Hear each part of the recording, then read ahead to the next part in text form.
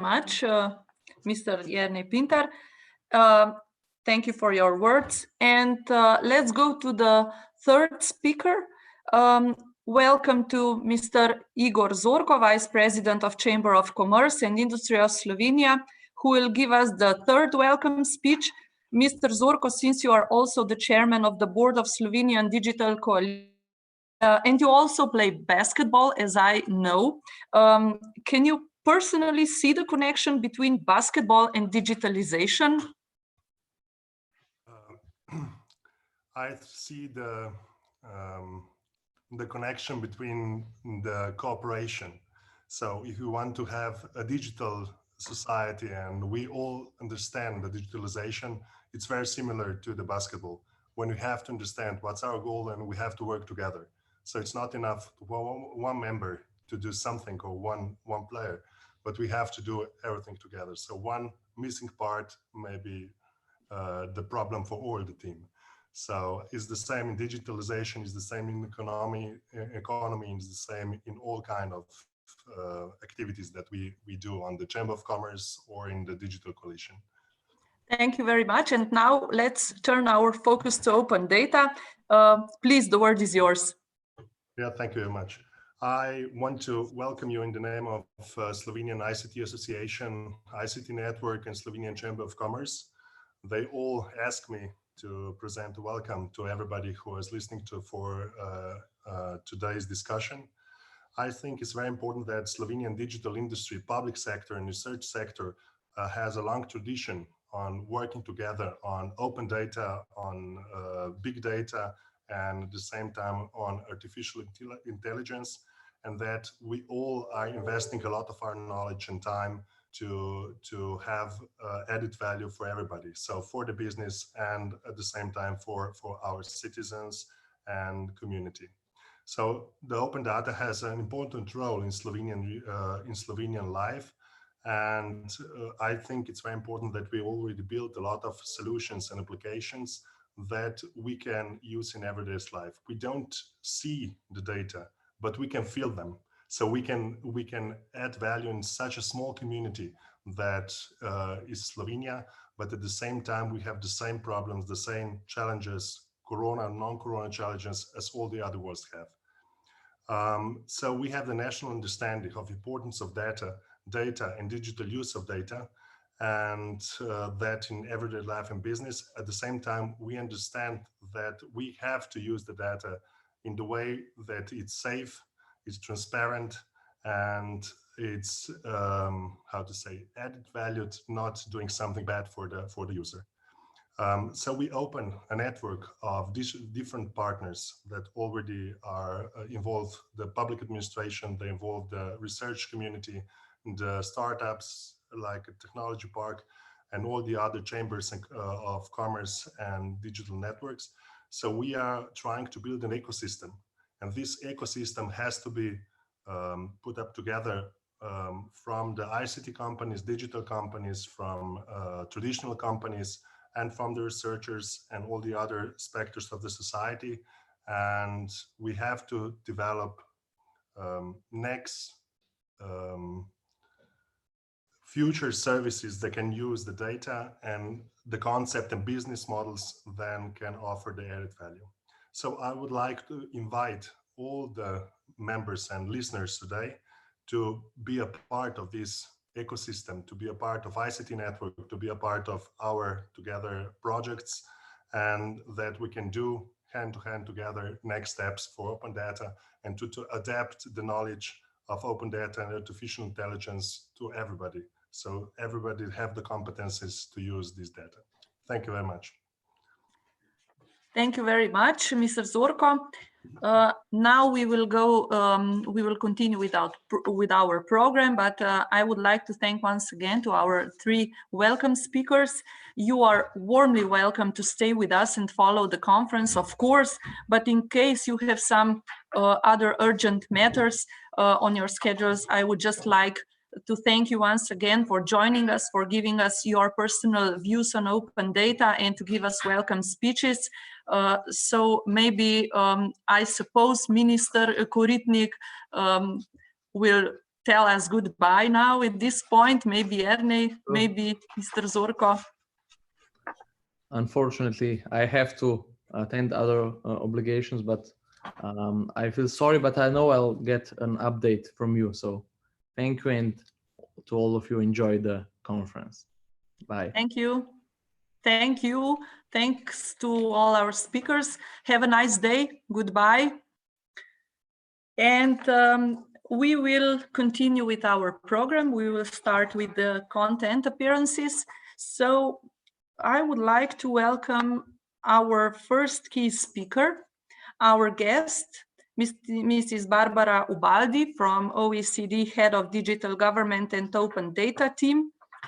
Now let me point out very interesting fact that Mrs. Ubaldi was one of the 100 world's most influential people in 2018 and among top 20 most influential people in digital government in 2019. So, Mrs. Ubaldi, are you here with us? Hoping you're here with us. Can we maybe hear you?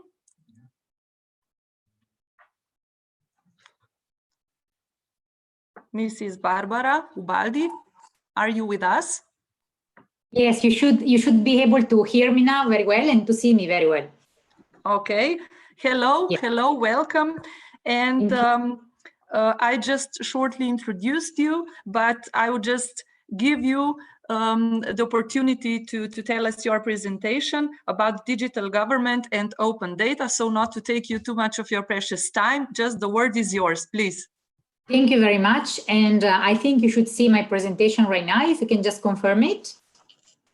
Yes? Yes, we can see it. Thank you very much. Well, first of all, happy to see you all in good health. I would have been much happier to be there with you in person in the beautiful city of Ljubljana, which is a neighboring city to my home country, Italy. Maybe next time, once this whole craziness will be over and we'll be able to travel again, we'll be able to mingle, because I think one of the key points that the three initial introductory remarks said underlined quite well is to what extent open data provides opportunity to strengthen collaborations, networking, joining up efforts. So I think for doing this, occasions that enable to bring people together are essential, even if we have seen in the past few months to what extent the fact of being able to operate in a digital environment doesn't provide exactly a 100% equal alternative to meeting in person, but certainly provides an interesting enough alternative to keep having some of the collaborations and activities going on, which I agree with one of the introductory speakers, that are going to be essential to make sure to address some of the implications emerging from the COVID-19 pandemic, which are not only health related. I think they have very well underlined some of the important implications, which will have a social nature, environmental nature, and economic nature. And I think that what we have seen in the past few years that has become a very strongly underlined message in the past few months is to what extent we have economies and we have societies which are digital, which act and operate in the digital environment and are capable to use digital tools and data. And we as governments need to be able to be up to that speed of action, up to that expectation. So in our view at the OECD, when we work on open data, that's at the core of the work that we do on data-driven approaches to make sure that governments operate in the most efficient, strategic, transparent, and innovative possible way, and find strategic, efficient, and innovative ways to interact with the broader ecosystem of individuals, of private sector actors, which right now are of a very different nature, and we speak of large corporations as much as how many startups that are very interesting partners for governments, as well as they are better engaged with the social actors. And that's why for us, the whole work around open data and data-driven approaches are at the core of the work on digital government, because you cannot have a government that is digital and therefore responds to the needs of a digital economy if that government does not recognize the importance of data as an asset but also creates the conditions to be able to leverage the use of this data as an asset. This was the key message that when in 2014, the OECD adopted the recommendation on digital government strategies, we embedded in this instrument. This instrument is not like a European directive, but it's a soft law instrument that all member countries accept at the unanimity to adopt, and they commit to implement this instrument, this soft law piece. And one of the key principles of this piece on digital government precisely recognizes the importance of data as an instrument to make sure that government delivers public value to economies and societies.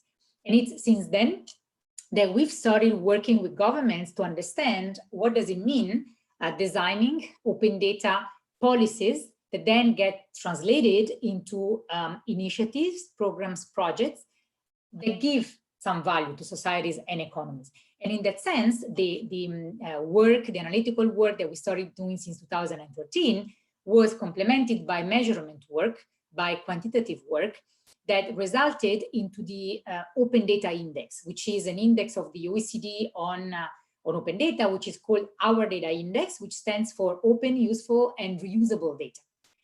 What are the key messages that we want to give with this index and with the framework that supports the index is that accessibility, it's essential. Availability, it's essential, but reuse, it's an extremely necessary requirement to be able to produce value. And that's why one of the key messages we always wanted to give from a policy point of view is that it's great to have a nice portal. It's important to increase the availability of the data, but if you don't also take actions that focus on high value data sets and on fostering the reuse of the data by a whole plethora and whole number of actors, then there's no real value that is going to be produced, because without the reuse of the data, sure, we can have value in terms of higher transparency of governments, but certainly we miss out the opportunity to create some of the economic value that can be created through the reuse of open data. Now the index has become more mature, and what we've seen is that if we look at the three areas, governments have certainly improved their focus on, and therefore they've used the index as a policy instrument to increase the focus on efforts around the three main set of actions: increasing the availability, making it more accessible to a higher number of actors, and fostering the reuse. However, we see that there's still much work to be done when it comes to working with the ecosystem, collaborating, networking, and joining efforts. And that's why I think that the conversation we are having here today in relation to the role of data as an accelerator of economic value creation and as a tool to provide more opportunities for the economy, I think it's essential. And in that sense, I think we've been the privilege of working with Slovenia in the past few years on open data. The government and the ministry has been very active in all our work on open data, which is essential for us because it's important to understand how we can best help government. And what I really always liked about the approach that Slovenia took was really this focus on the working with somebody else, working with the actors, creating this form of important partnerships and collaborations through hackathon events, through focusing on the reuse. So I think it's something that we really noticed as a flavor that makes Slovenia be part of the group of countries that are a bit more forward-looking and at the cutting edge when they, in terms of understanding the value of open data for creating economic value. So I wanted to share with you a little bit what we see happening in other countries that have had equally an important focus on economic value creation. These are countries that, as you see, cover the whole geographical spectrum of the OECD, that has countries spread all over the world. I think Korea has been one of those countries that has placed right from the beginning, and therefore they have the importance of the establishing a governance system, and which means not only forms of coordination bodies, but also focus importance and relevance to create the incentives for reusers in the broad ecosystem to use open data as a platform to foster economic value creation. At a certain point, Korea even made an explicit objective of its policy to avoid or to impede the reuse of data from the public sector when the reuse could be done by actors within the broader economy with the purpose to create economic opportunities for actors within the private sector.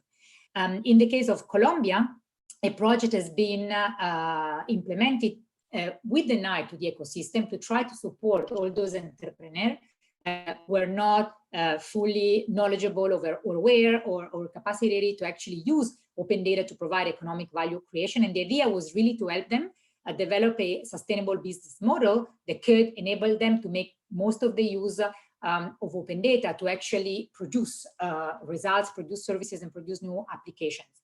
In the case of Sweden, very interesting, the initiative Act for Sweden that emerged originally as an initiative aimed to organize hackathon events under the driving responsibility of the main government, the main ministry responsible for open data, became an initiative, and more than anything, a platform to engage communities and to engage different partners, particularly in the tech sector of Sweden, to make sure that this hackathon initiative was not just a one-off initiative undertaken by the government once a year, but could be seen as an accelerator of this type of partnerships between the public sector and the private sector, could push the opening up of data from the public sector. So there could be like a very positive interaction between the demand and the offer of the data, and could actually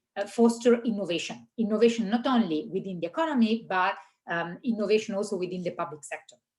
In the case of Ireland, in order to support the economic side of the open data ecosystem, the Open Data Engagement Fund was created to grant out some funding to support specific open data projects that support also the reuse of the data made available on the main portal.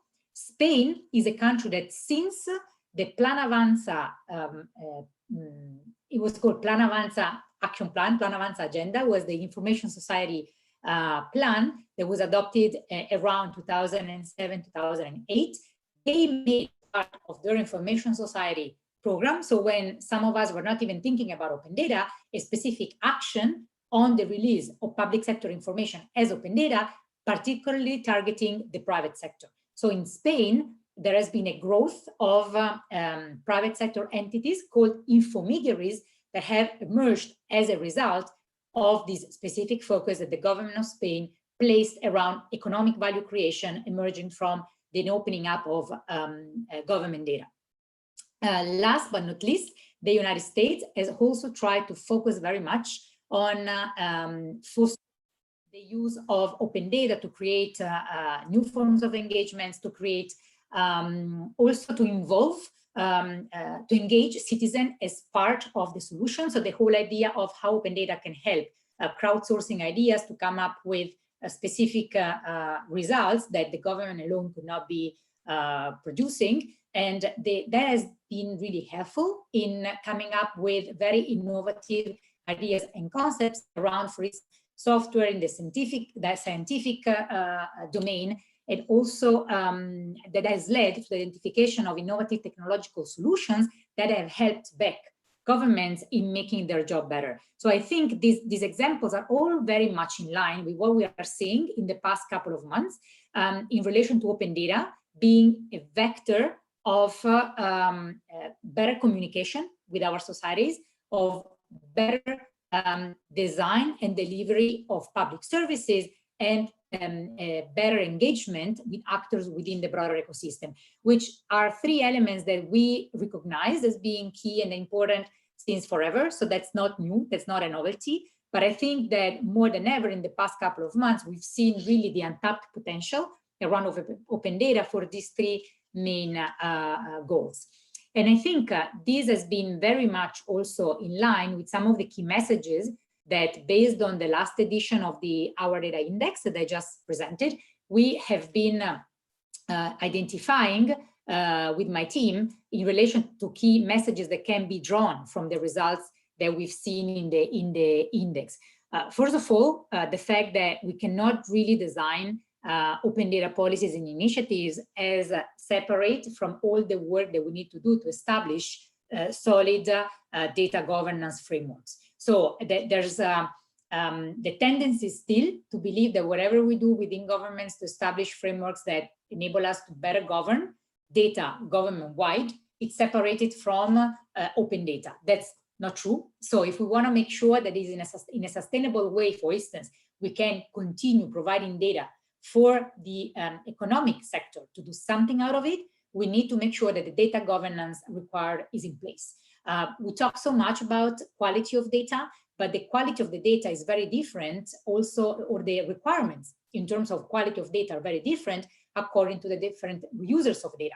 There's a very much recognized urgency to have data released in a timely manner, which is an urgent need from the private sector that needs to have data being released in a constant manner, in a timely manner, to be able to keep providing services in a continuous way. Maybe civil society organizations that utilize data to increase public sector transparency, for instance, have quality intended in a different way. Precision matters, because if data is utilized, for instance, for conducting analysis on transparency or corrupt behavior of public officials, of course, it's better to have data with a timeline which is a bit slower, but with an extremely high level of precision. The second point that we have communicated as a key message when it comes to open data as an accelerator of economic value creation is the absolute need to intensify the efforts that target the reaching out to the external users within the broader ecosystem and the engagement of these communities. So it's extremely important to make sure that, as we know that there are people in our economy that we know are reusing data, same for the society, we keep a strong focus on making sure that the number of those reusers somehow increases and keeps growing. And last but not least, if we really want to make sure that economic value creation is produced, we need to monitor it. So we still see that many governments do not prioritize the monitoring of the value creation that is being produced out of the open data policies and initiatives as they should, to be able to see what kind of trend is happening, who's being actually collaborating to produce this economic value creation, and how these partnerships can eventually be boosted. As from the OECD perspective, we, in line with what I just said, that data governance is essential. We also do recognize that there's a need to help governments make sure that this data governance is supported by specific measures that enable the public sector actors, as well as the broad ecosystem, to count on the possibility of being able to access and to be able to share the data. So what we see is that we take for granted sometimes that accessibility and the conditions to share the data, taking into consideration of all the possible related implications in terms of privacy, in terms of inclusiveness of the public engagement, so all the governance related issues being taken into account, we want to help governments establish the governance, which includes also having some specific recommendations that maintain continuity, sustainability of actions meant to guarantee access and sharing. Because what we see is that sometimes open data and related actions is a priority of a specific government. There are elections and priorities change, and efforts towards open data are discontinued. If we focus on open data as an accelerator of economic value creation and social value creation, this cannot happen. We do need to recognize the open data is a priority for a society. It's a priority for an economy. It's a priority for a public administration. So it doesn't have a political color.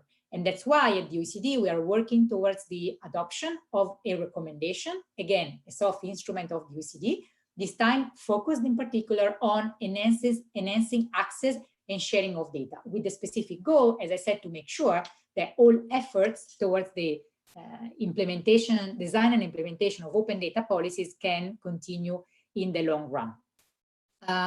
We would not be practicing what we preach if we had not decided to actually reach out to our member countries and delegates to work together in this COVID-19 crisis situation. So the idea was to actually launch a call for evidence to try to gather insights and information on how open data is being used across your countries to actually identify concrete answers to specific actions, to specific questions that are emerging by the different, key questions that you are trying to respond, because they are emerging from the different aspects of the COVID-19 pandemic, to design specific activities and to respond, therefore, to the needs associated to the different phases of the crisis.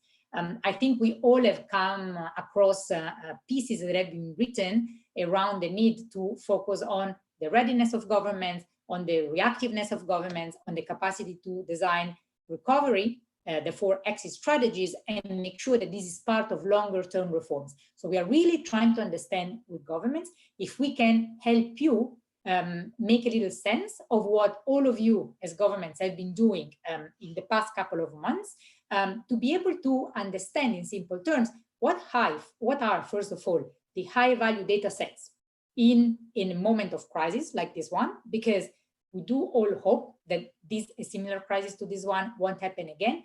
But let me tell you that in the past few years, we've been working with governments that were dealing with natural disasters, for instance. There was a crisis that had a number of impacts and implications that could be assimilated to those that you're dealing with right now. So the idea is, can we help you out and see to what extent data and what data is being used right now, and what challenge open data leaders in government had, for instance, when they were trying to make the data available or to link up with data stewards across the administration to make sure the data available within the different parts of the administration would be made available as open data quickly, to enable actors in the broader ecosystem to use that to help come up with answers to specific questions. What we can learn from that, and how can we eventually help you out in guiding how you can best make the use of data as you start dealing with the subsequent phases of the crisis, and maybe be better prepared for the future. So the call is open. We are not only asking for government examples in the repository that we're pulling together that then we will use to analyze what have been the trends.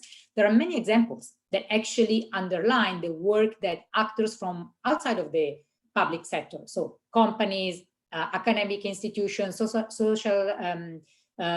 civil society organizations, have examples of concrete use of open government data to produce specific answers, specific solutions, specific projects. So this is an open call to anybody who would like to provide more information on what you have done, so that we can gather the insights and see, first of all, if that can be replicated in other countries, and how can that be best used to learn from this experience and not make it a wasted opportunity to grow together. I stop here, but I'll be with you for the rest of the conference, so I'll be happy to answer any question that may come up. Thank you. Thank you very much, Mrs. Ubaldi. And we have one question for you from our listeners, our participants. So I would like to pass the question to you, and maybe if you can be so kind and give us the answer immediately. So what kind of measures would you recommend as best in order to increase the use of open data, like in case financial support? Yeah, so from a financial support perspective, what we have seen, I'm talking about the perspective from a government perspective, right? So what we have seen, the best practices being from governments, is to identify specific funding around concrete proposals that were addressing a specific challenge. For instance, I'm thinking about the government of Mexico that a few years ago had put out some challenges. They were challenges for the public sector, right? So the public sector was encountering specific policy problems, and these policy problems had been identified by different institutions across the public sector, so not only by the ministry responsible for open data, and some incentives were provided for actors in the broader ecosystem, private sector, civil society, and so on, to actually come forward and say, okay, we have this idea to work together with you to help you through the use of open data come up with a solution for that specific problem you had. So that was a really strong financial mechanism to actually engage the ecosystem. A couple of examples I gave, like the Irish Fund, it's a very constant and regular way to provide consistent financing. And in the case of Portugal has been financing projects that are meant, so financing projects undertaken by the broad ecosystem, not by the public sector, with the specific goal of pushing forward some strategic orientations of the government. And at a certain point, the main strategic orientation was to accelerate the adoption of open data approaches. So the specific funding was going towards towards project proposals and ideas that had a component of open data inside. So I think the best way to produce financing is, or provide financing, is always to make sure that the financing somehow also helps the government, either because you want to see a growth in the awareness and in the reuse of the open data by a certain group, or because you want to incentivize the use of open data towards the solution of specific problems. And I think that the current situation provides a wealth of opportunities to identify problems, questions, or needs that can be better responded together with working together with the private sector. Just one last point in my answer.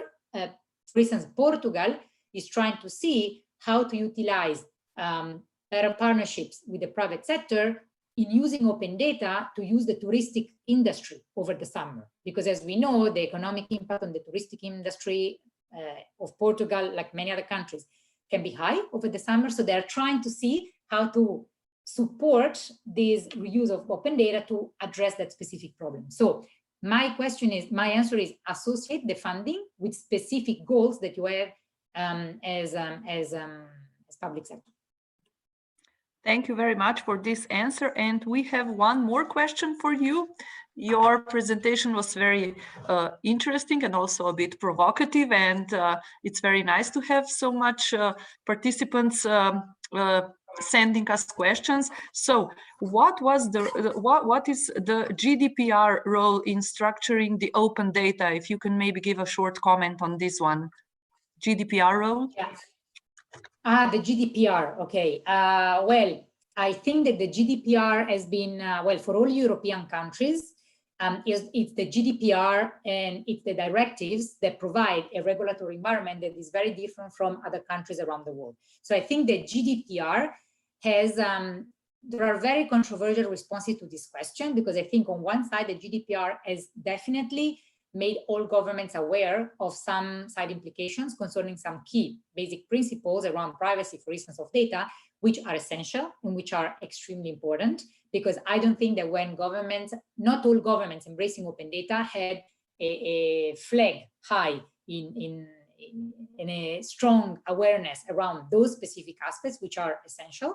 But at the same time, many governments have felt that the GDPR was actually limiting their efforts when it was coming to opening up open data. I don't think that the GDPR is limiting open data policies. The GDPR implies a more structured approach towards having national data strategies, okay? So I think that's the point, is that the GDPR has pushed and has accelerated for the relevance for governments to have a more structured and strategic approach towards specific data-related initiatives, either them being within the public sector, so for data not being opened up but being shared inside, or in relation to open data policy. So maybe the GDPR is slowing us a little bit in the short term, but I think in the longer term, it's simply helping governments to be a little bit more structured and in depth in dealing with all the governance issues related to data.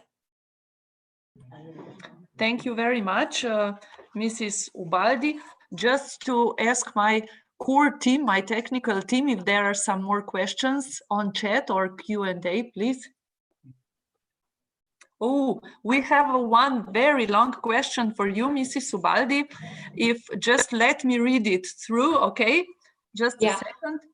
So, dear all, we have all encountered how data can be used for beneficial purposes in rather extreme case of COVID. but how do you think should we improve citizen engagement on public service innovation and more transparent governance? In my opinion, untangible promise of a better place to live, it isn't motivating enough, at least for now, or at least in this early stage that open data and open government data are currently at.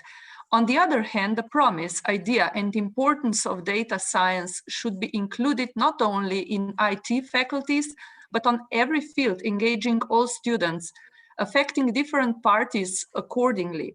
Since OGD needs a more holistic approach in terms of its assessment, should we also include a wider picture on educational system in this education in order to educate tech-savvy users to contribute to the idea of data openness? I'm sorry for so many questions, said our listener Aljaž, but I think these are quite interesting points. Maybe Mrs. Ubaldi, if you can give us short your perspective about this. Yeah. So these are all very important points that matter much more from a governance perspective than from just an open data technical perspective. So I really welcome them very much. First of all, when it comes to public sector innovation, the key point there is to shift the focus, for instance, from a service delivery perspective to a service design and delivery perspective. Why am I saying this? Because to really be innovative on public service innovation through the engagement of citizens, we need to change completely the perspective and change our approach and understand that that type of engagement, you do the right innovation through engagement. If when you design the service, you already find ways to actually engage the users. The UK, as being a leading country in that sense, is extremely difficult.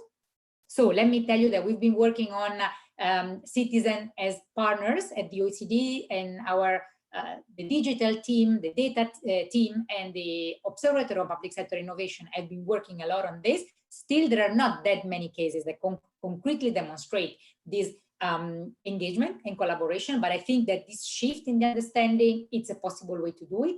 On transparent governance, I completely agree. It's not sufficient to have an open data portal, so to have more openness, to actually foster the transparency. I think the response there starts from focusing on the demand, okay? Sometimes there's a demand on the data that comes from the ecosystem that is not listened. So we publish what we think the ecosystem wants, and we don't listen to the demand. So to me, the answer again there is to start from the demand and not from the offer. And again, going back to the ecosystem, which brings me back to the down to the last point on the educational system.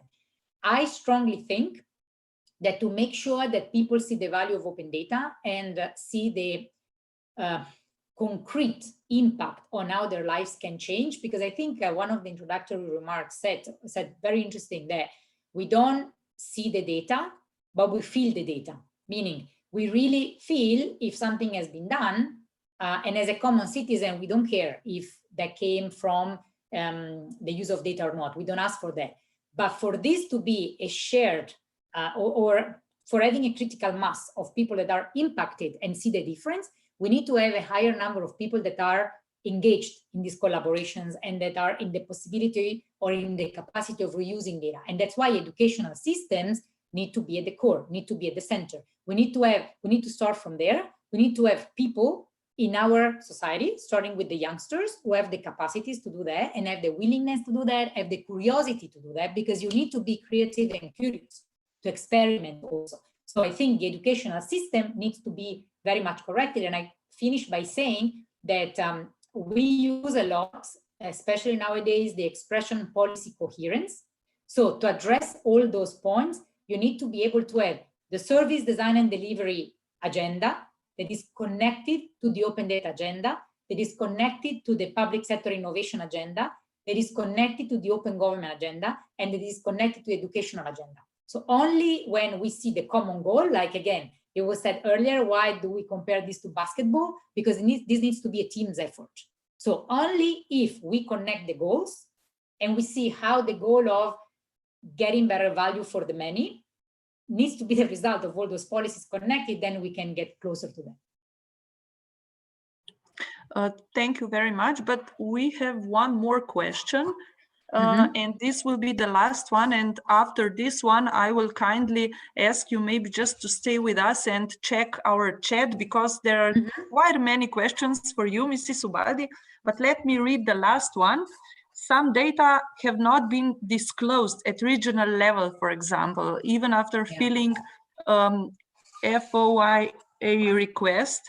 How could we face this resistance in Italy in these challenging COVID-19 times? Yeah, my answer is to make sure that this becomes a cross-border agenda, meaning I have to say, unfortunately, when we talk about cross-border data flow, still the focus is very much on the technical side of it. It's not on recognizing the importance of that. So governments, and that's the work we are trying to do with our member countries and the responsible people, is for having the governments accept that specific data sets need to be released, need to be made available as open data, and this becomes like a necessity, especially in situations like this one. And especially at the regional level, I'm talking about Europe, but for Latin America is the same. So there are regions that need, so it's that the top level is the political leadership that needs to understand that there's no yes or no. It's a must. The specific data sets across the borders as a concept need to be made available for being able to join efforts and for citizens to be, yes, to compare things and to see how trends are going on in different countries.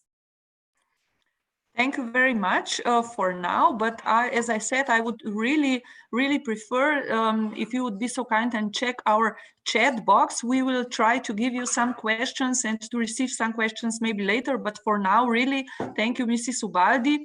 To move further through our program, I would like to welcome to next key speaker, Esther Bodil-Heyer, Senior Consultant at Capgemini Invent, and Laura van Knippenberg, Consultant at Capgemini Invent. I don't know if I pronounced correctly, but anyway, warm welcome to Esther. Esther, are you here with us? Yes, I am. Can you hear me? Hello, we can hear you. Welcome. Wonderful.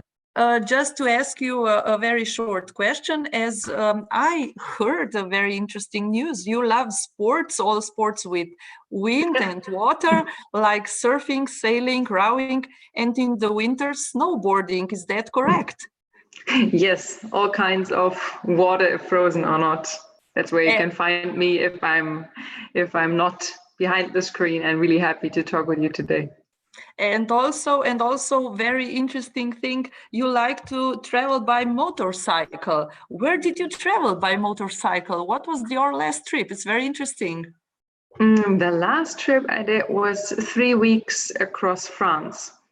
Oh, great. Very interesting. Especially the south of France, yes. And then because I lived in Lyon for half a year, so I have sympathy, and I really like the country, and being by motorcycle is just a very free way of traveling. That's what I enjoy.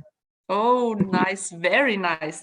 So now kindly invited to give us a perspective on something else. It's not by motorcycle, but your presentation about the economic impact of open data. So please, the word is yours.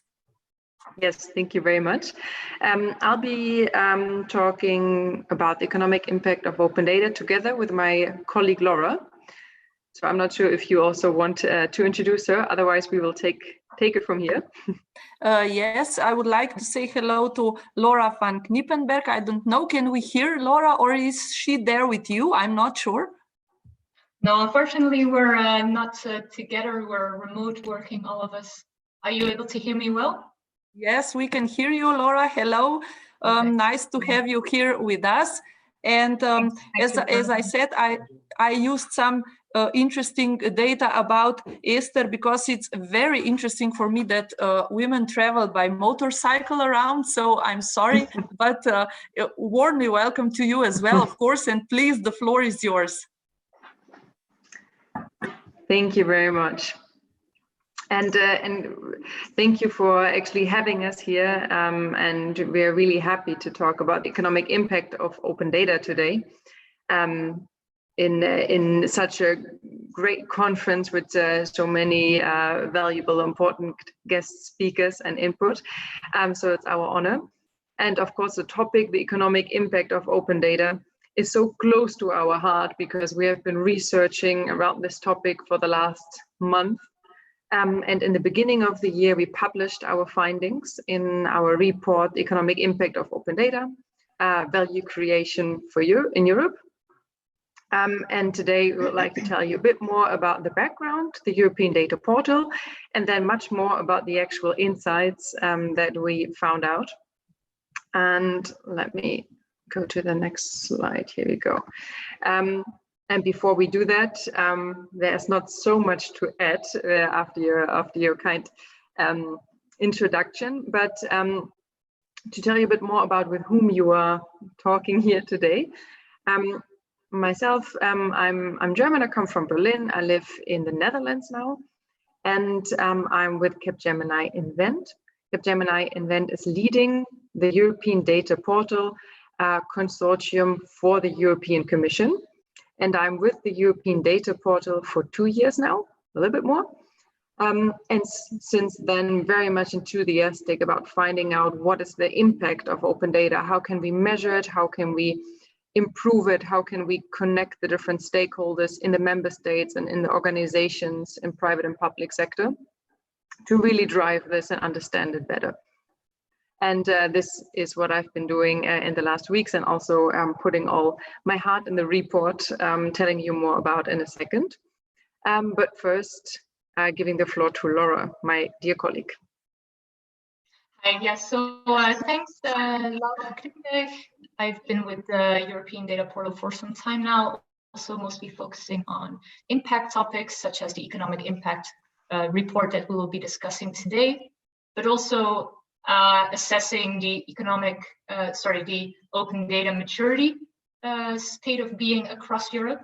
So this is something that we do annually. I will be focusing my efforts on that as well. And also during the COVID times, we have dedicated a specific section on COVID-19 related data sets, data initiatives, and data stories. And that's something that I coordinate with a team. Also from my side, thank you again for having us. I'm quite excited to be here and also curious to hear more your views on the report and also to the next presentations. I believe in terms of the report, Esther, you will be discussing more the top-down approach. Would you like to elaborate a bit on that? That's correct. So you could say that we try to tackle the huge topic of the economic impact of open data from two sides. And well, Laura, you were more coming from the bottom-up approach, looking at specific examples, prorating them to their potential for Europe. I was coming more from the top and looking at Europe as a whole, and how can we make statements about the Europe-wide economy. This will be also a little bit the two focus points of our presentation when we talk about the different views on impact. Yes, indeed. So we will start with a bottom-up approach that I will be presenting, and then afterwards comes the top-down approach. But before we get into that, I will just quickly give a brief overview of the European Data Portal itself, just for those of you who are maybe a little bit less aware of it. I am not able to control the screen. Esther, could you move to the next slide, please?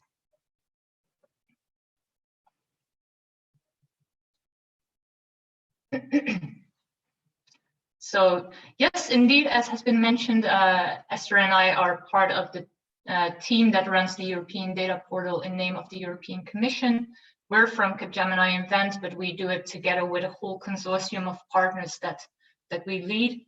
And the European Data Portal is basically focused on making open data available throughout Europe for a really broad range of audiences.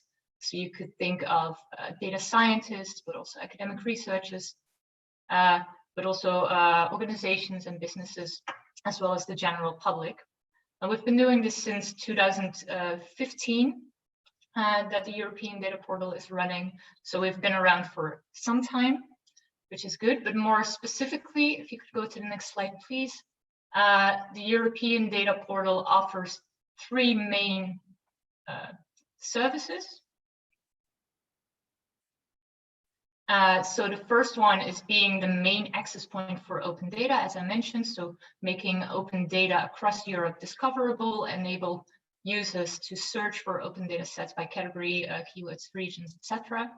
Then a large part of our activities focus on supporting data providers from 35 different countries in how to collect, how to open up, and how to maintain open data and their metadata that is associated. And thirdly, a large focus point is the research that we do.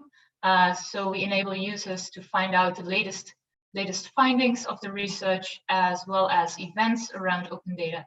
And the biggest report that we do is the 5-year, but we do it each 5 years, which is Economic Impact of Open Data report, which we will be discussing in more detail.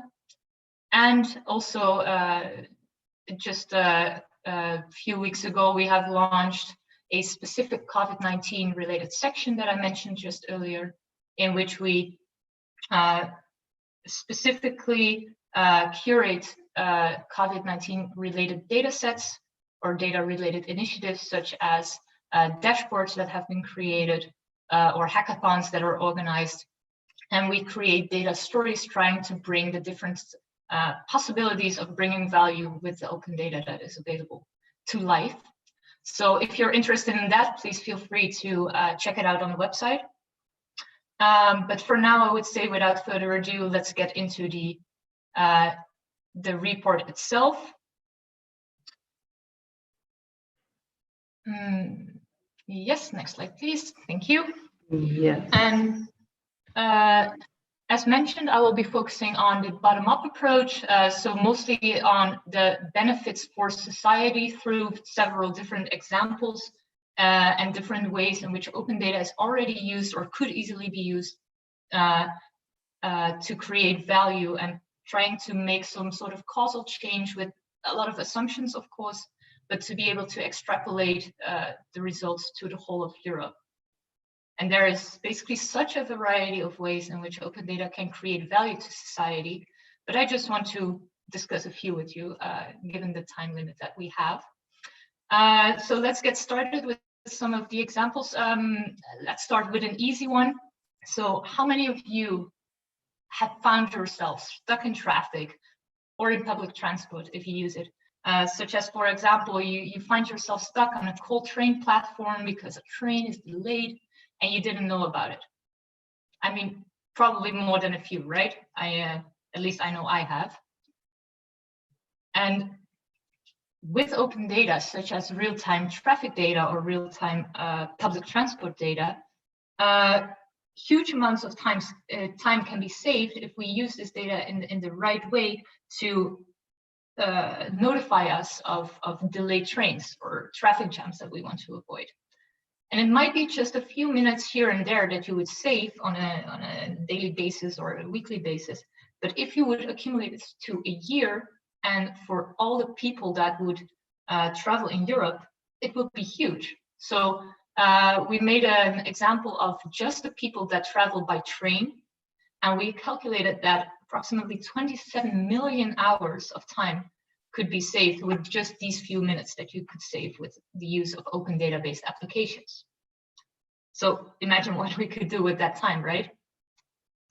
Another example is the one on the right. So imagine there is an accident, or someone is having a cardiac arrest, or any kind of critical situation. How great would it be if emergency services can arrive to the scene of the incident faster, or even better in case of, for example, the cardiac arrest? A bystander or someone living close by can already start first aid or CPR before the arrival of the ambulance, which, as the numbers show, greatly enhances the chances of survival. And with the help of open data-based apps, for example, certified first responders can get a notification and be guided to the scene of an incident, and even to the nearest AED machine, so the automatic external defibrillator, if necessary. And this way, more people having a cardiac arrest can get help from bystanders before the arrival of the ambulances. And from our research, we found that this in Europe could lead to approximately 14 to 22,000 lives saved on an annual basis. So literally, lives can be saved with the help of open. And as a final example, let's quickly talk about the environment, which is a topic that's quite close to my heart. And I'm quite curious who of you may have solar panels, because we see them more and more, but there is still such a huge amount of potential there. And actually, there has been research based on open data, actually, on this potential area for solar panels on European rooftops. And open data-based applications that use data on rooftop areas, but also like the slope of the rooftop, as well as solar radiation data, can help advise consumers to use solar panels, and especially calculate the optimal amount of solar panels. And with open data and the smart reuse of it, we can actually increase the solar energy terawatt hours to more than 350 terawatt hours. And this greatly supports the European sustainability goals as well.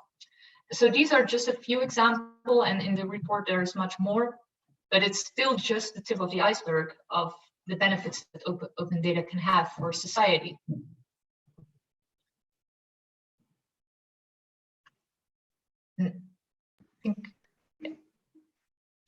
Indeed. I really always love to hear about those examples. It makes it so tangible and so real, how open data benefits our society. And if you also as amazed as me by those, feel encouraged to look in the report. There's much more about the impact on our oceans, on our forests, on language technology, so in all sectors. But the report is called The Economic Impact of Open Data, and not the societal or environmental. So Laura, I know you also translated those benefits into actual economic numbers. Yes, so I can move into that also a little bit. So even though these benefits, let's call them, societal benefits, so saving time, saving lives, saving or helping to preserve the environment, are of great importance. But in the end, also, we would like to see what and how this translates into some kind of economic value. And we were able to do that for several of these examples. So let's start with the cardiac arrest example. So people being able to get help by bystanders faster than the arrival of ambulances, for example.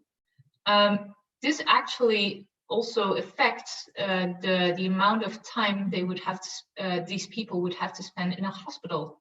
So by thinking of it like that, we were able to calculate that the average amount of days less spent in the hospital on average for Europe would result in about 300 to 400,000 healthcare cost savings, just with the help of these open data-based applications. For the example that I mentioned on time spent, or time saved, I mean, because it's such a huge amount of time, and we would expect in the ideal world that this time can be actually used to be productive, or spend time on work, we could calculate that the time that you would save would translate across Europe again to approximately 740 million euros labor cost saved.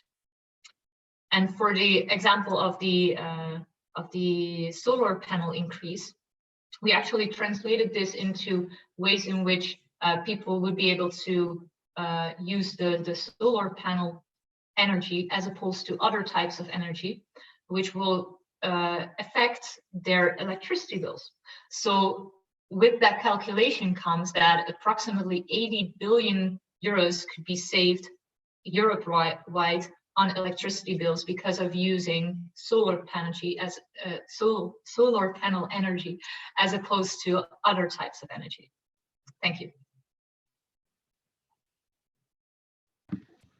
Thanks, Laura.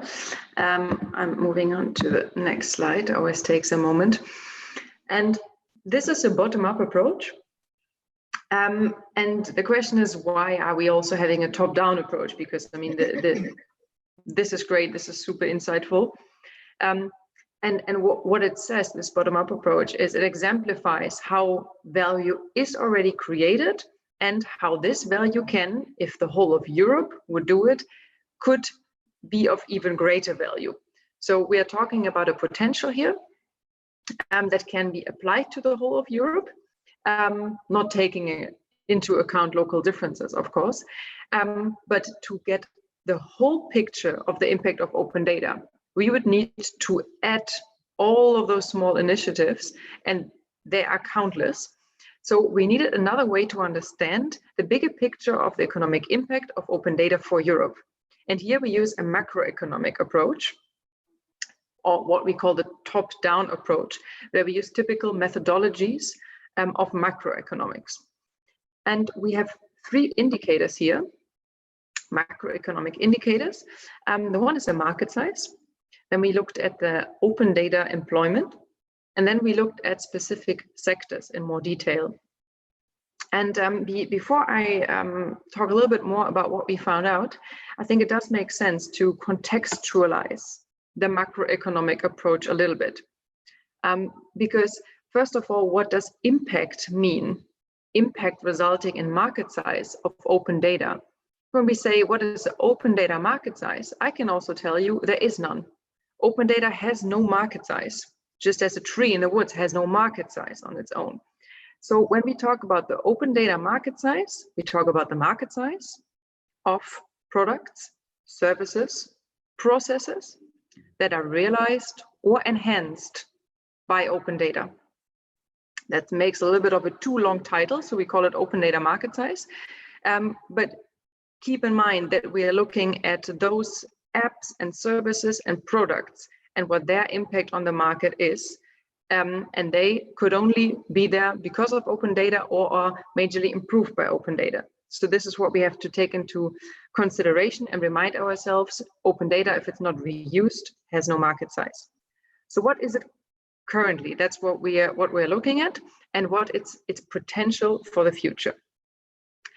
And also saying that coming up with a potential value is often much easier than finding out what is it actually right now. We try to come as close as possible, but it's always important to take these numbers into account and contextualize them, and don't use them to make a point. Especially, it's not about the actual numbers here and the euros. But it is about looking at different scenarios, of growth scenarios, contextualizing them, and we need those numbers. We want to have those economic terms to really keep open data on the political agendas, because we want to quantify the benefit. I think most of us, and of you in the audience right now, we are already open data enthusiasts, and we can talk all day about the benefits, but some stakeholders are very much reliant on the economic terms, the tangible monetary benefit. And this is why we try to put these stickers on it, these labels. What is the open data market size? So, and this is why we can understand the market size better. We were working on this in 2019. So the numbers, the latest numbers are from 2019. At that moment, we were not aware that we are having an economic crisis right in front of our noses. So of course, these forecasts and these scenarios, again, must not necessarily come true, but they give a lot of insight on what are different growth scenarios and what do we need to do in order to reach them. This a little bit as a disclaimer, and now about the numbers. We narrowed the current market size in the end of 2019 of open data to around 185 billion euro. And then we had two scenarios for growth. One is more of a baseline where we say open data is just linked to GDP, and as GDP develops, the open data market size will. Well, this baseline was done where we had a really stable GDP. Now the GDP is decreasing massively, and we don't expect open data to decrease in the same range of percentage. So our second scenario, the realistic scenario, is way more usable right now because it's not linked to GDP, but to several individual market characteristics that are important for open data, which is, for example, the broadband, the IT infrastructure in different countries, the open data maturity in different countries. And this scenario, this growth scenario, leads us to a forecast of around 335 billion euro open data market size. And then we looked at employment. So when we look at the market size, there needs to be a workforce that creates this productivity, that creates this value. And right now we have approximately, or let's say in 2019, end of 2019, we approximately have a little bit more than 1 million people working on and with open data. And now I hear some of you saying, well, what does it mean working with open data? In brackets, how we define the open data employment is, of course, people that work with open data, so the developers and the data scientists. Then we have researchers, but there are a lot of people that work thanks to open data. So they work, let's say, in a startup that is only there because of open data, but they might not even work with open data every day. But this is still, in our definition, open data employment. It also includes many people that are here with us right now today that don't work with open data every day, but that strategize open data in government, in the public sector, that research around open data, and also those jobs are included here. So this is open data employment.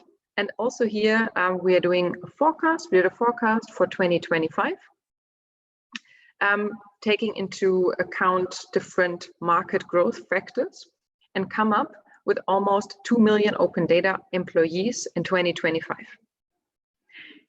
And here I would like to pause for a second and also invite you to think about what does it mean? Because you can say we need more people to create this big market size in 2025. But it also depends very much on individual productivity. So how much value is one employee creating? And in a second, I'll talk about sectors. And what we see there is that the open data reuse differs per sector and is often in sectors where the productivity per person is very high. The value creation per person is very high. But what we also see is that value creation per person with open data is relatively low still. So there are some inefficiencies. And we all know that open data quality and that the supply is not as perfect as we want. And there are many more factors. So there are inefficiencies in open data reuse. And we expect that those efficiencies, that efficiency gets better. So the value creation per person increases. So the number of employees working on open data is one indicator, but very interesting is the actual value creation. And if the value creation per person increases, this will also increase the market size.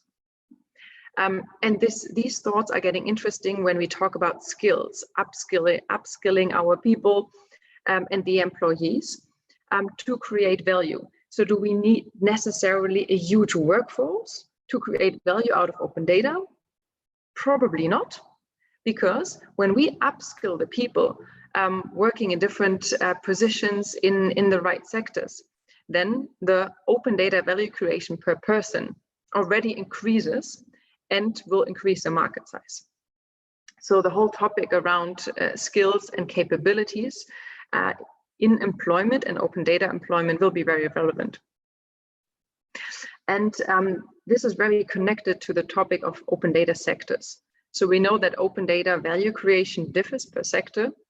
Transport is a flagship sector, you might say, where the value creation of open data has a high impact, and it's very visible already. We have a lot of use cases of open data reuse and transport.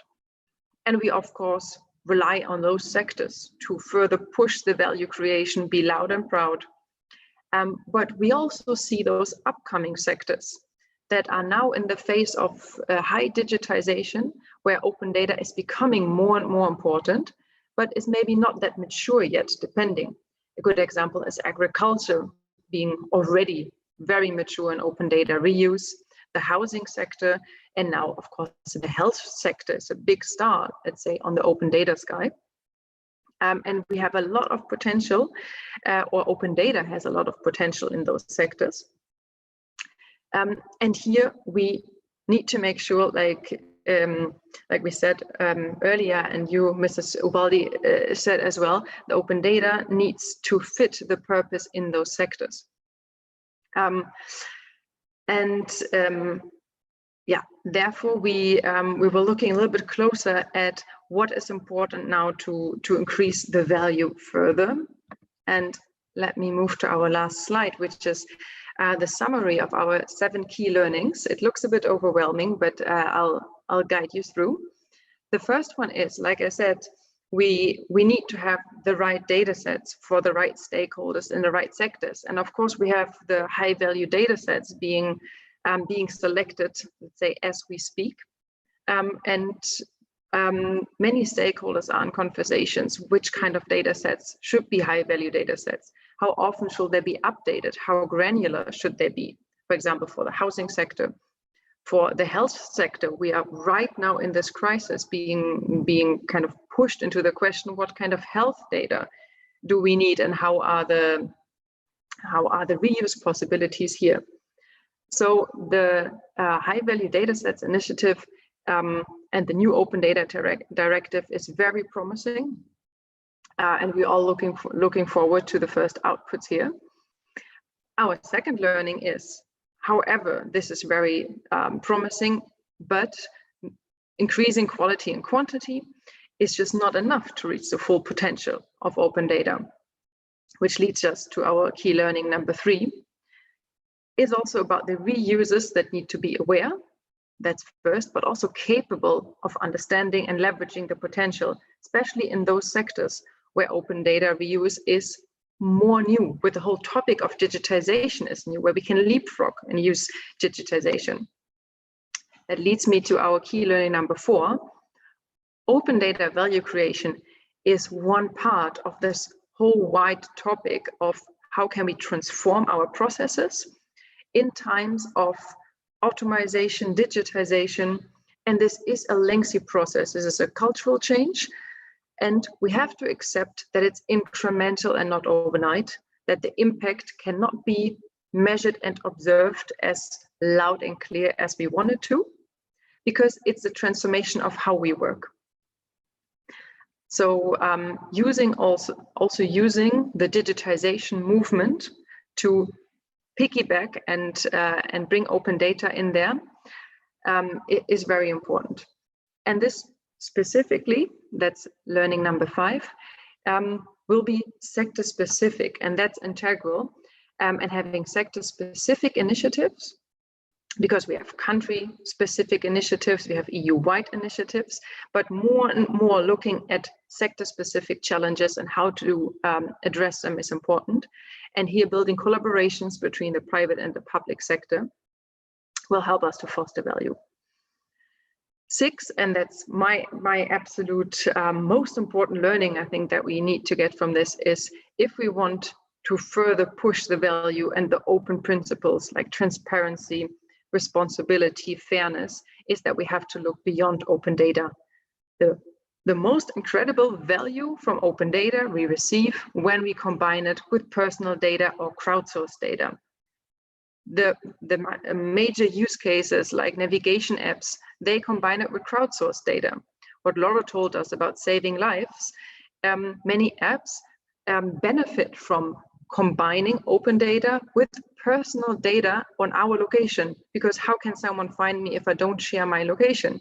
So being aware and awake, when is it valuable to share my personal information and when do I want to protect my personal information? And I'm really happy that we have GDPR because it helps us a lot.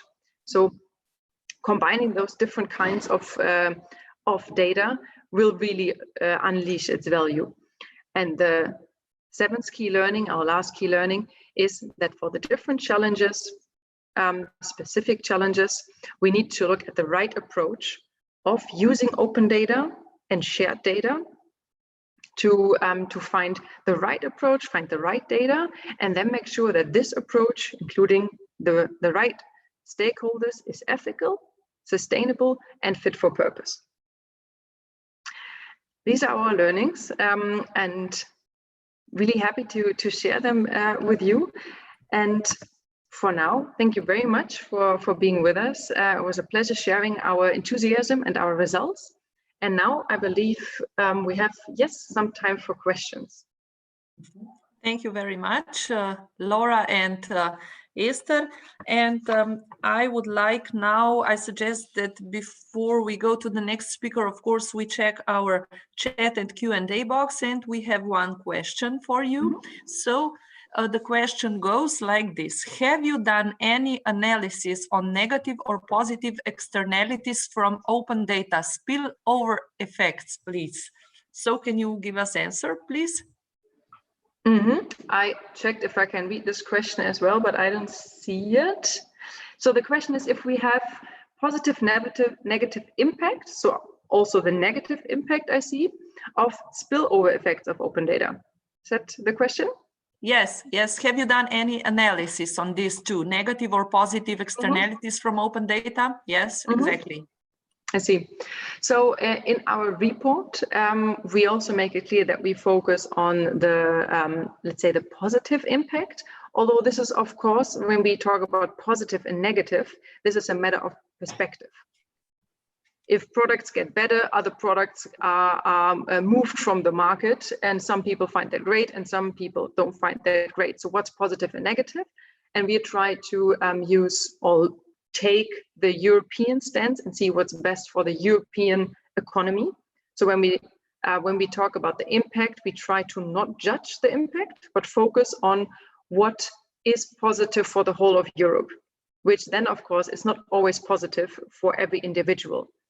Talking about spillover effects, what comes to mind, of course, is health data in pharmaceutical companies, for example, if we have spillover. But what also comes to mind is we want to do that for Europe. If we are spilling over to the, let's say, the big tech companies in America, is that what we want? Are these the companies that we want to have benefits from the open data from Europe? And this is always I think a tricky topic, because we don't want to prevent anyone from having access to this open data and everyone can benefit from it. Is that in the idea of strengthening the European economy? Well, that depends. But what we can make sure is that this open data, when selecting it and selecting the way of publishing it, the granularity, the timing,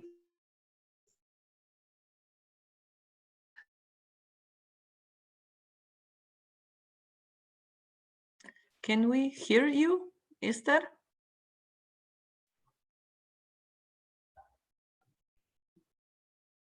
Esther, are you here with us?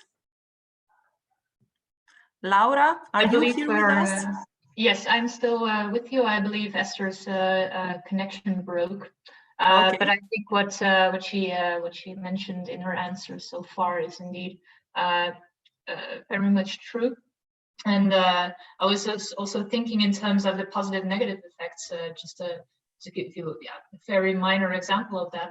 For example, the less time that we would spend on train platforms waiting on a train with the use of open data-based apps would be positive, but it would be less positive, would be negative for the, let's say, the shops in the station that kind of depend on people spending around some time to do some purchases or whatnot. That's just a very, very quick and dirty example of that. But I believe that Esther kind of mostly has addressed the question, I believe. Okay, thank you, Laura. Can you be with us just for one more question, which came to the Q&A forum? So, are there a clear borders between the personal data and economic value create? This is the question. Yes, yeah, I'm just trying to think about what the idea behind this question is. Oh, the other one dropped. Well, yes, we always try to create a clear border between the personal data as it is used right now, but we want to hint at the possibility of trying to become more open, less stressed about any kind of personal data. And of course, there are different extents to which we want to open up personal data. Like Esther said, with all the GDPR regulations that we have to adhere to.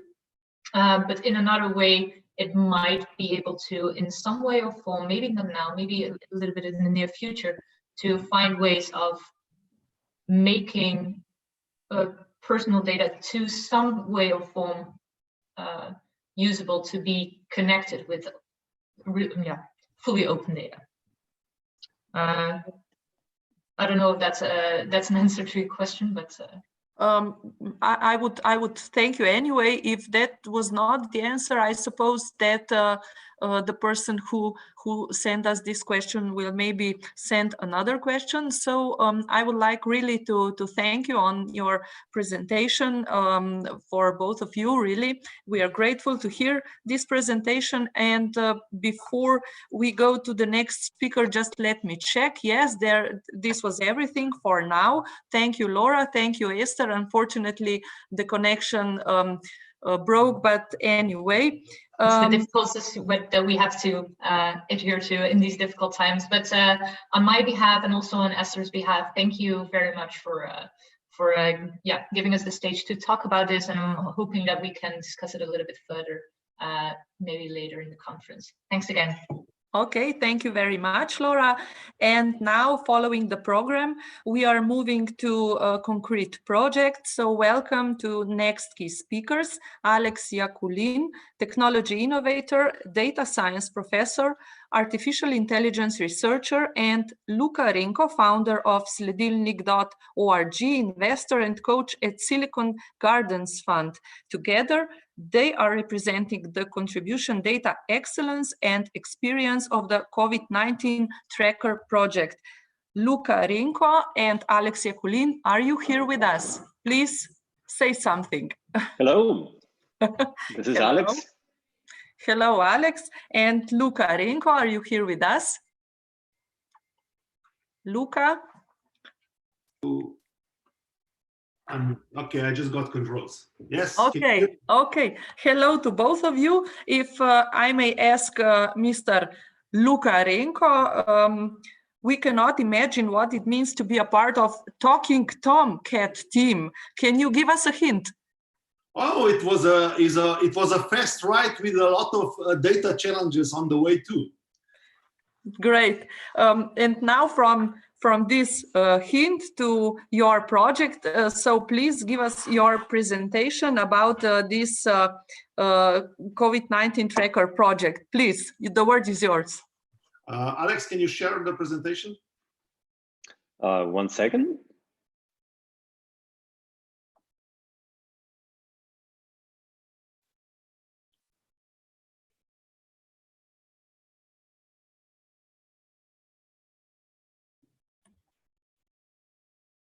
Just a bit of preview for you. Okay, so let's start with COVID-19 Sledilnik project, which is actually a tracking project for COVID-19 in Slovenia. It started out of my personal need to actually get a better understanding about the data about the COVID-19 spread in Slovenia. I was checking official data sources for Slovenia, which were on one side thorough, daily updated data points about the attraction of the virus spread in Slovenia, you know, by region, by municipalities. There were plenty of media reports in the first week. However, you know, I was missing kind of a good overview of the situation, because, you know, just daily data points about the state doesn't give you much about the progress of the epidemic in Slovenia. So I started, next slide. I started to collect this data in a small spreadsheet. You know, I just opened the Google Docs for myself to start tracking this daily snapshot of the data. You know, they were publishing it at 2 o'clock every day. I just entered all the stuff in, you know, I collected all the data, tried to understand the kind of factors, the growth numbers, understand the location data where this is spreading, and there were also reports of the sources of the virus spread. Later on, you know, there were plenty of data, particularly from the media, about the individual cases, because, you know, everybody was hot on the topic. We were, let's say, in quotes, lucky to have quite some initial spreaders which were very successful in spreading the disease, which kind of raised the alert level, you know, which was really good of the media, of the public, and so on. So we tracked individual cases. We got, from these individual cases, we got some initial outbreaks localized. You know, there were like 3 large outbreaks going on in 3 different areas, regions in Slovenia. And this was actually how the first week of epidemic looked like for me. You know, I was just tracking my kind of daily numbers, and just trying to get a grasp on the development. Then, you know, I kind of spread this, you know, in Twitter discussions. Maybe next slide. I shared this my private Google Docs document to some guy on the Twitter, just to make a point, because they were quoting some wrong numbers, some factors of growth and so on. So I shared it, and, you know, I immediately got struck that, you know, there were plenty of anonymous users coming from Twitter now on this document. I was just seeing them as anonymous users in the tracking of the Google spreadsheets. Quickly, some people like Alex shared this document as a reference and asked others to start contributing to the document, because everybody, there were kind of group of people there that kind of wanted to explore or better understand the development of the epidemic in Slovenia. So this resulted in, you know, some of those anonymous users getting to the faces. So we got faces that were actually contributing individual data points. So like spread in particular local areas, or identifying more information about the individual cases, correcting information or quotes that I were putting into the documents, and so on. So this open data that I shared, you know, immediately got a lot of contributions. It was in the first week of publishing, it was at least 25, 30 people actively contributing data points into the document. Just as a comment in the document, I was basically playing an editor on the document, invited some key people already in to help me out, and so on. Then next week, kind of things escalated to the next slide. There were people already bringing new ideas, you know, new big ideas what to do with the data. Because what happened is when epidemic grew up to the level that they were unable to track individual cases, the government decided that they will start testing differently, not everybody with symptoms and so on, but more directed tests, primarily to the people that are hospitalized. We kind of needed new methodology, new data model. So immediately there were people that kind of forked my table, started to work on their improved model. There were people contributing first charts about the data that we were collecting there. And based on that, you know, we kind of understood that, you know, this is becoming something more than just a data source. It's actually a playground for people to develop new ideas, to develop new models, to develop new results out of this data set. Next slide. So, you know, just to see how everything developed in 1 month, you know, so my first public sharing of the document was on March 11th. So the first case in Slovenia was March 4th. So in a week, I shared basically the first data set publicly on Twitter as an answer to some discussion. Then in less than a week, there were already so many contacts I was running through Twitter, through Facebook, through email, contributing ideas through comments in the document that actually I couldn't bear with all these communication flows. So there the idea came to start a community around it. We opened a Slack community. And the first day we got to like 35 people, just the people that were already then communicating, got on board, you know, got a channel where we could communicate and so on. So then the first big result of this improved communication was because of the change of the methodology on tracking, on testing, we decided that we need to focus better on the tracking hospitalized patients, which were not regularly reported by the government. It was not part of the regular reporting. So we said we have to develop our own model. We need to collect this data from the hospitals directly. We have to collect this data from the media. We have to have a back channel to the hospitals that don't publicly expose this data. And this is how our table of the hospitalized patient actually started.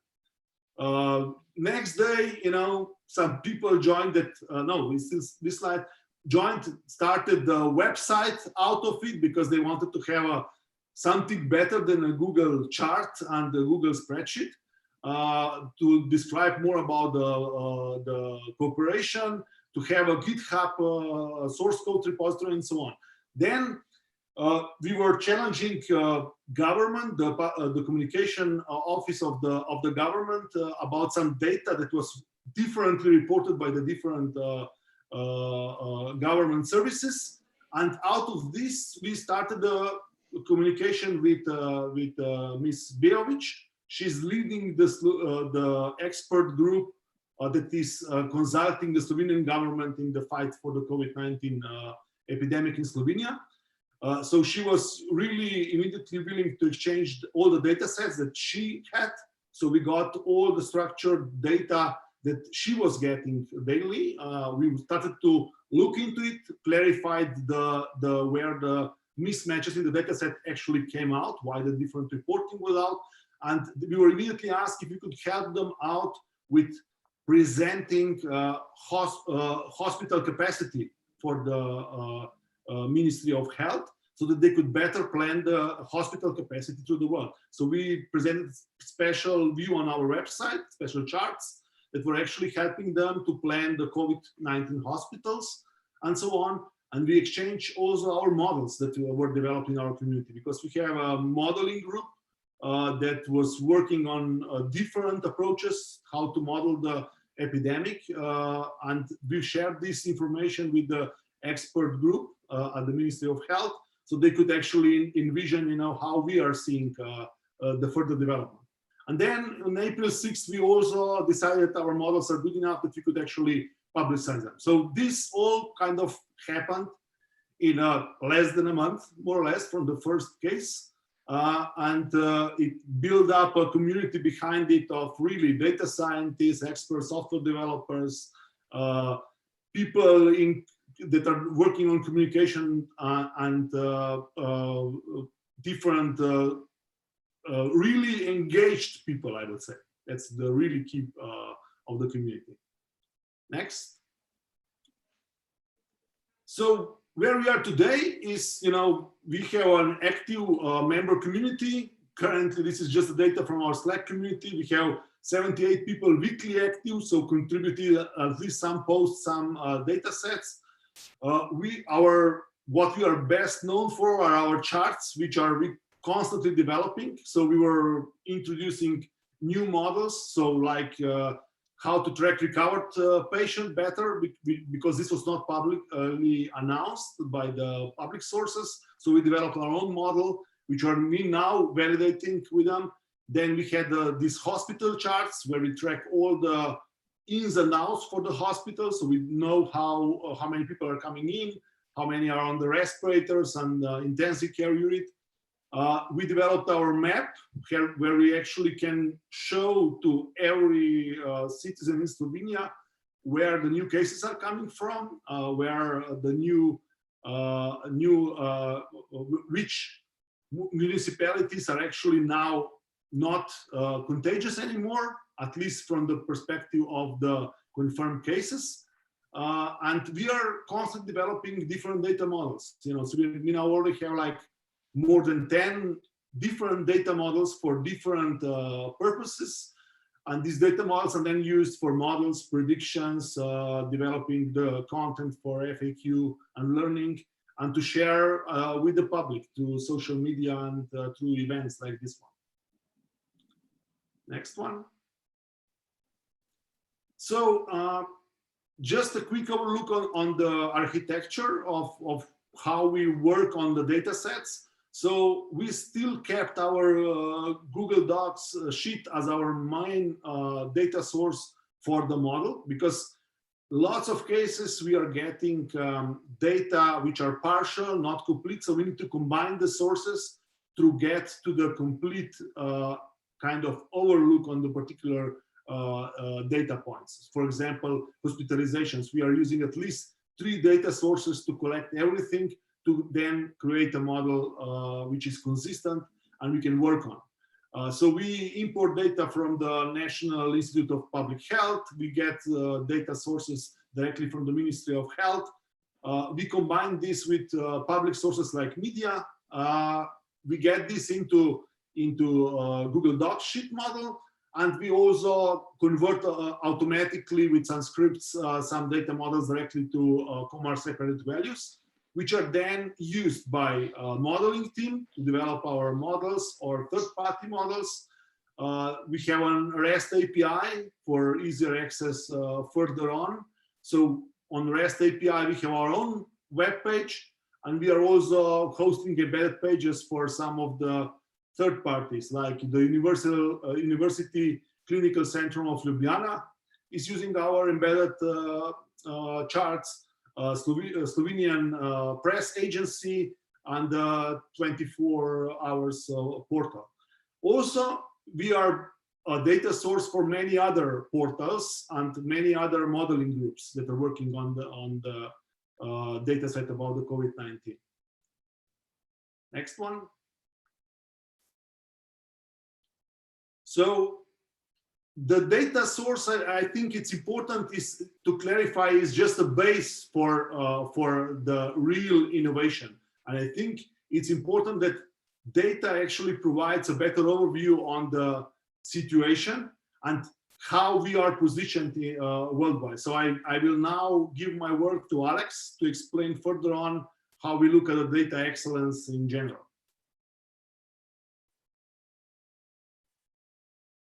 Okay, let me unmute myself and reshare. This is data. You're seeing a map of the world, but how useful is this? If you think about it, just telling you that there are people living in Europe and in North America, it doesn't actually tell you what's the relative risk in every individual country.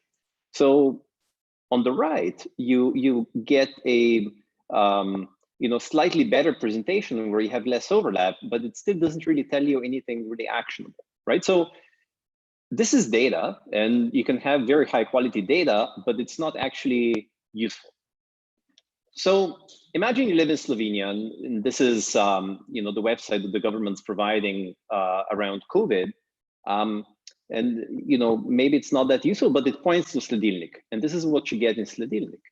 You get a picture of the cases, of the new cases in Slovenia per district. Okay, and the color is also different. Like, there are a couple of them that are reddish, and there are a couple of them that are white. In the white areas, there have been no cases reported. Doesn't mean they didn't happen, but they just weren't reported.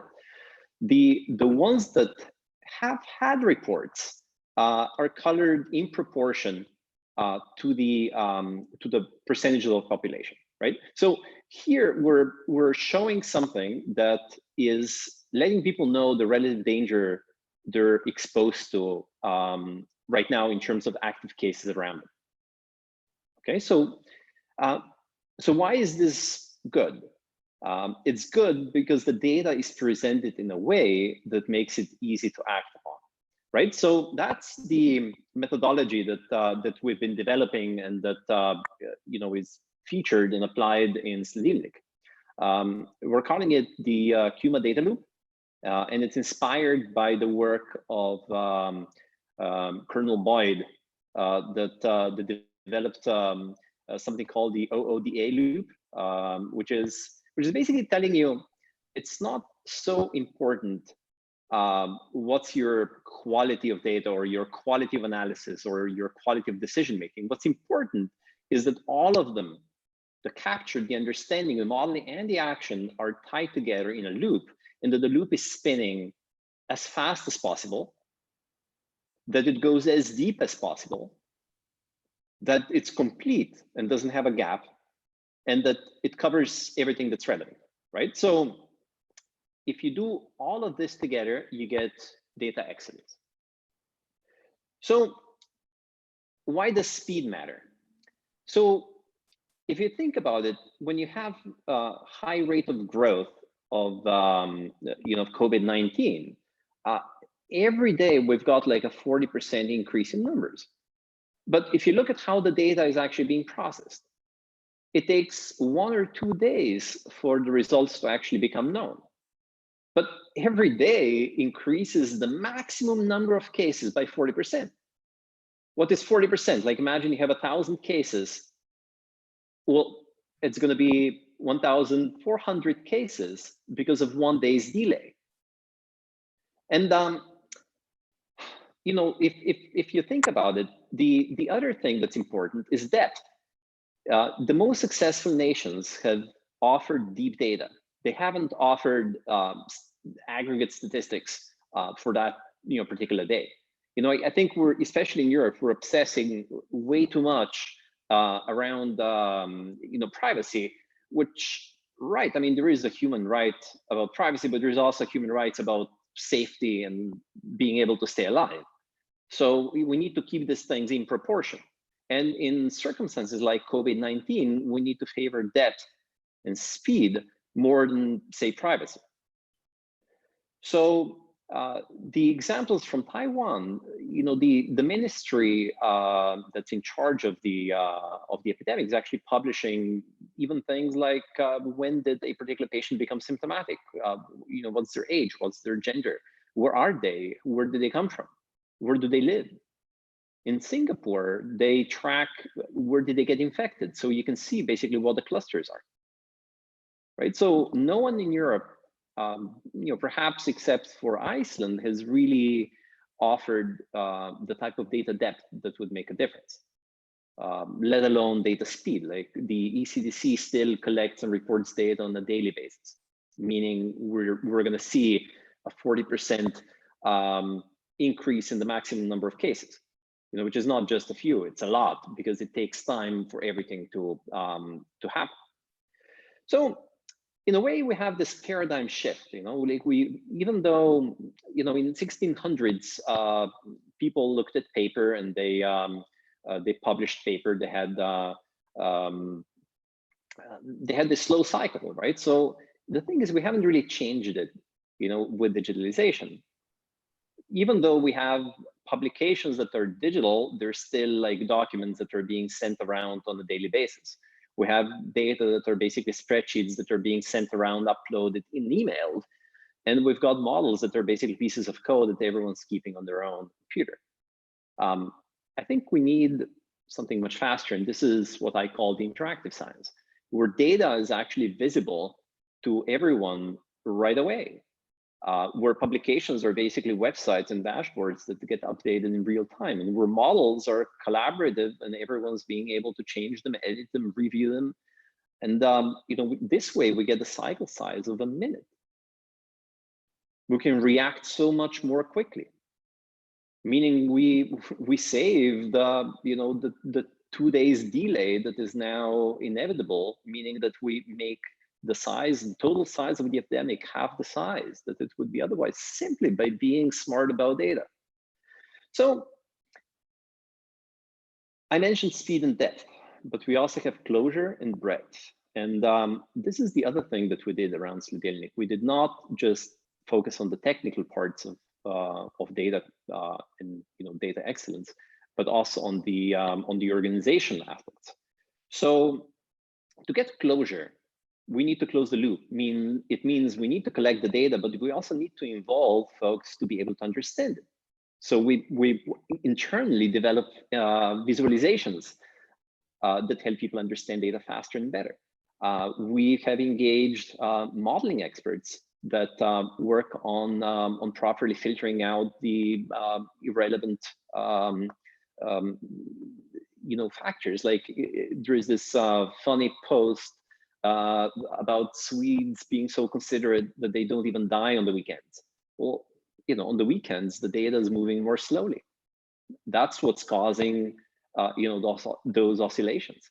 The delay I spoke about, 2 days, like it's 2 days on a weekday, and on a weekend it might be 4 days. So the next step is actually decision makers, and we've engaged decision makers so that they can actually use our work as fast as it happens, so they don't have to wait another day before a report is prepared and published. And yes, it does potentially increase the odds of errors, but this is why we keep that loop going. And if it's a fast loop, errors also get addressed very quickly. The second aspect of building excellence is the breadth. So, for example, today we've been debating the new serological analysis of Slovenia, and that requires skills that we previously didn't really have that much inside the team. So we brought in microbiologists and other folks that do testing, and they understand the whole testing process and the ELISA protocols and similar, right? So we need to close the loop so that the loop turns as fast as possible, and we need to also increase the breadth to bring all the relevant experts with relevant data and the relevant understanding that's needed to have good decisions and good actions. And the final aspect is that we need quality in everything. So this was an invite-based process. So we invited the people that we respected, who had the best work we knew, and many of them responded and engaged. That's in part what is the basis for the relative success and relevance of Sledilnik. So to summarize data excellence as a process is that we have this data loop, meaning that we work with a data technical group and a data meaning group of sorts. We try to spin the circle as fast as we can, both in terms of the technical process of moving from data to understanding to modeling and to decisions, but also by bringing all the relevant experts into a community that works collaboratively. And the mission that is emerging from all of this is that we're developing and recognizing excellence in collection, distribution, and application of data to benefit life. This way, by building data excellence, we solve many of the problems that have been raised by previous speakers around, yes, we have data, but are people actually using it? That's the key part. We need the data excellence process to properly create loops in different domains, in different applications for governments, for communities, for companies, to to properly utilize data, to build proper data-driven institutions. So the Sledilnik team is developing and supporting data infrastructure, and we're becoming good at actually getting organized as a community to create something like that whenever there is a need, whenever there is an important challenge to be tackled. So here I'm going to conclude the presentation and invite you for questions. Thank you very much, Luca Rinko and Alex Yakulin. And I think we have some questions on our chat, but I think that already one answer came, because one of our listeners asked for the, no, Mrs. Ubaldi asked for the Slack channel link, and I think that we already have this answer. And one of our listeners asked for your copy of PowerPoint presentations. I think this will also be arranged afterwards. So there are no further questions for now. Maybe just to check Q&A. There is one question. Just let me read it. Looking at the spreadsheet about data disclosure between different countries, it looks that we are at dark, talking UK as example, comparing to the others. How do you evaluate the politics system influence over that difference? Maybe you can give us a short answer on this one, please. You know, I cannot really speak that much about you know, what's happening in the UK. The thing that makes the biggest difference is when you bring everyone together. You know, when you connect the community, when you close the loop.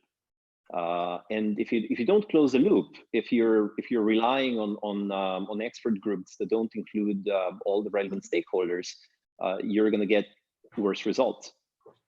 The good thing about potential, you know, small country like Slovenia is that it's very easy to get all the key people in a room because it's a small country. In a bigger country, it's much harder to synchronize. So I wouldn't just you know, point fingers. You know, small countries have certain advantages. Most of the successful cases of COVID-19 response have been small countries. You know, like Taiwan, like South Korea, like New Zealand, Iceland.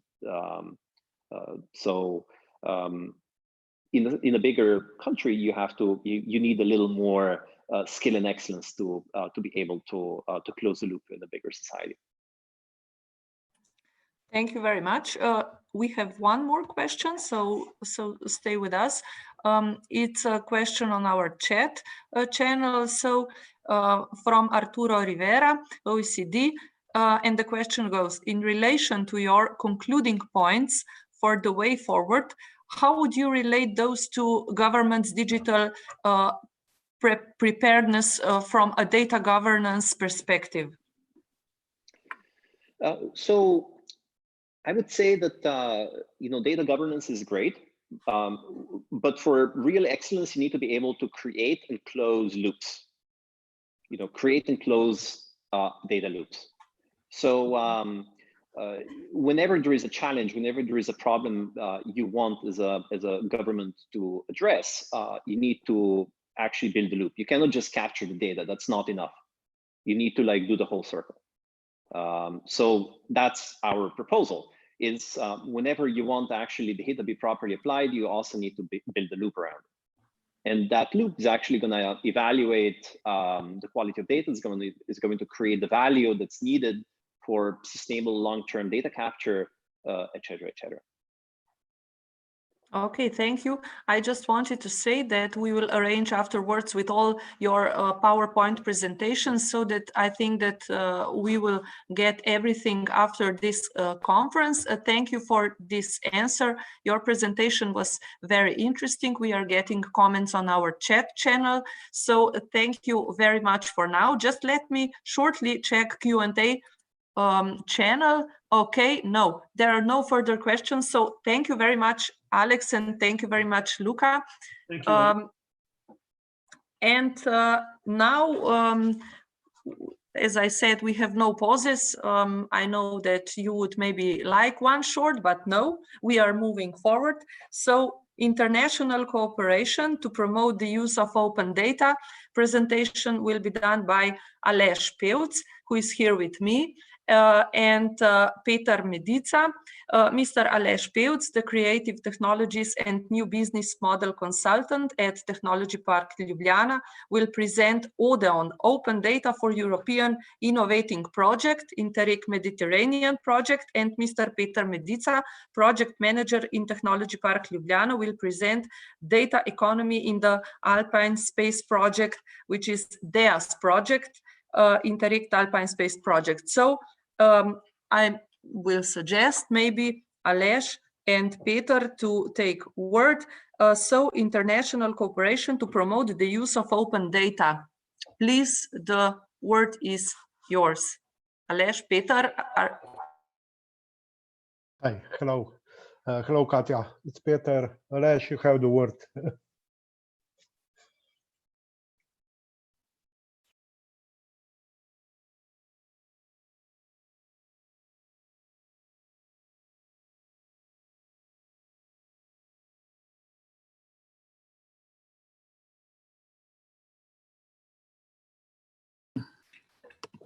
So I would like to share my screen with you. Thank you, Katja.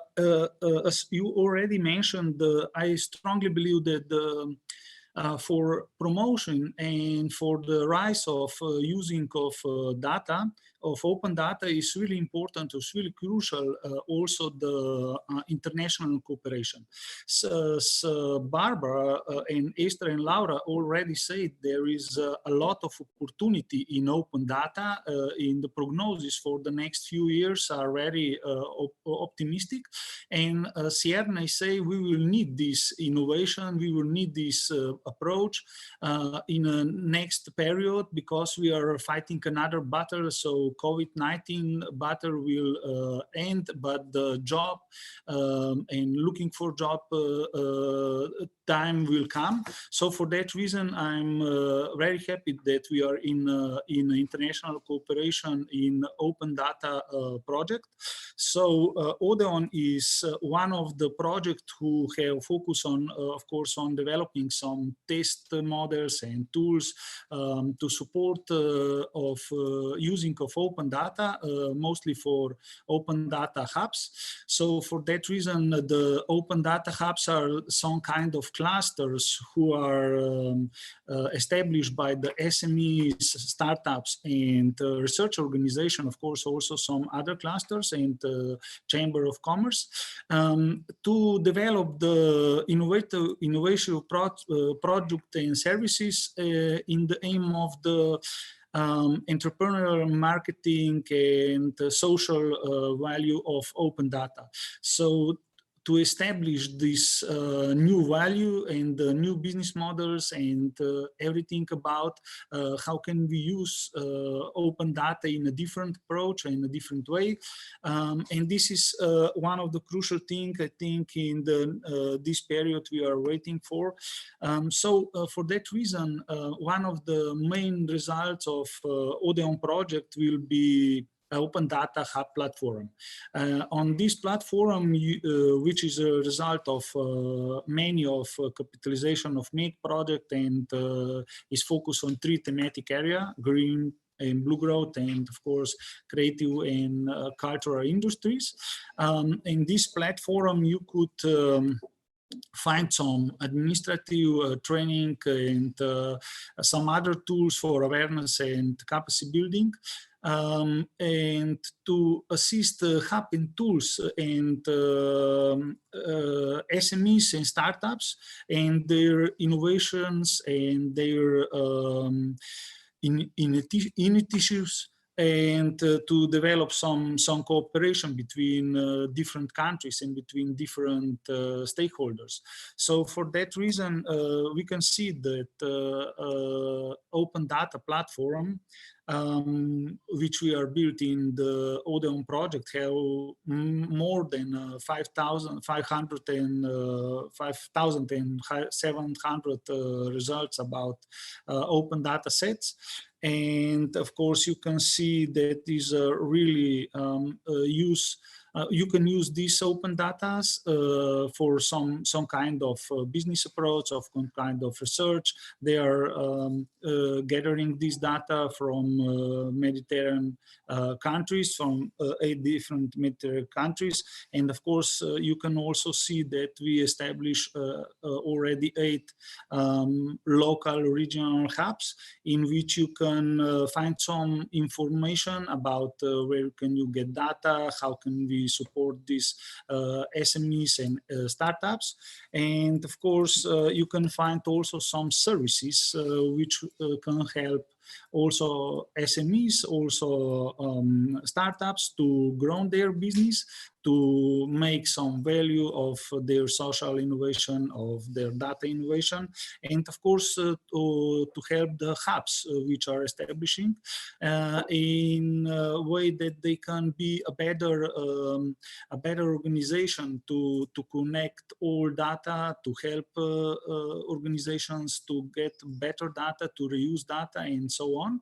So for that reason these services and tools are also available for the other hubs which are already included or maybe want to be included in this open data platform.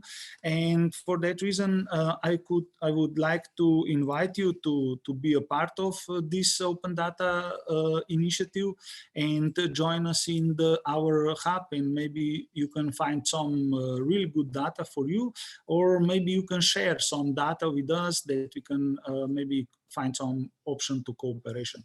So this will be the date for this portal, and I give word my colleague Peter now, who will present the project DEAS. So thank you, Aleš. I will now share my screen with you. Can you unshare it, or how do I do that? Yeah. Okay. So I'm not sure if you can see it now. Yeah. Okay, thank you. So from the sea to the mountains.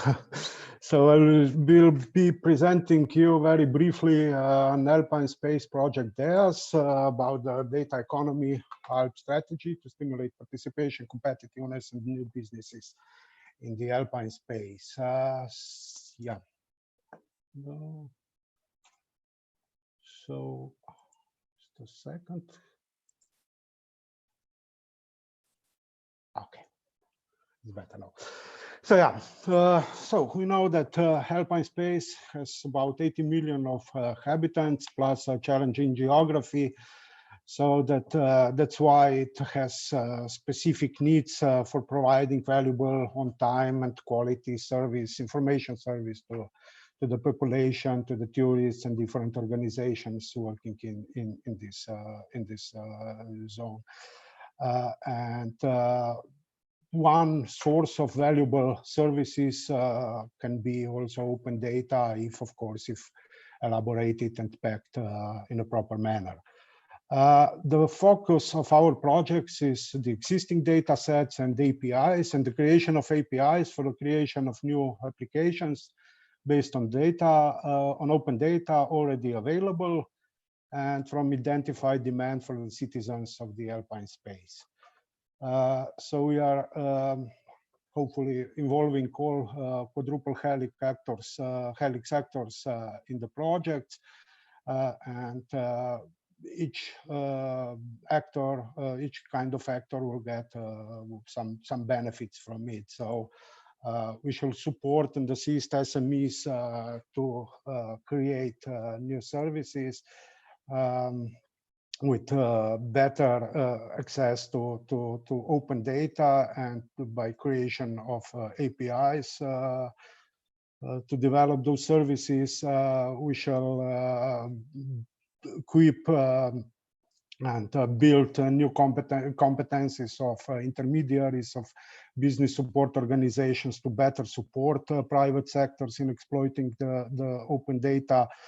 Of course, we will try to contribute to the raising of knowledge and awareness of public administration, to plan dedicated schemes to support local actions and strengthen the impact of the data economy in the Alpine space. And finally, and hopefully, people living in the Alpine space will benefit from new services that hopefully will make their day better. So this is the work plan for the project. As you can see, it's pretty straightforward. So currently we are identifying the needs and expectations for new services in the three sectors that we find the most specific or in the Alpine space. These are mobility, environment, and tourism.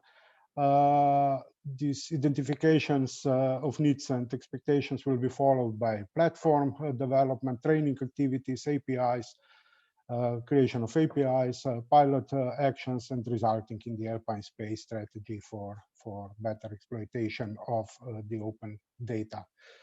So as said, we are currently identifying the needs and expectations for new products and services that can improve our everyday life. We just published a survey focused on our needs in the fields of mobility, environment, and tourism that can be addressed by exploiting open data through and development of new mobile and web applications.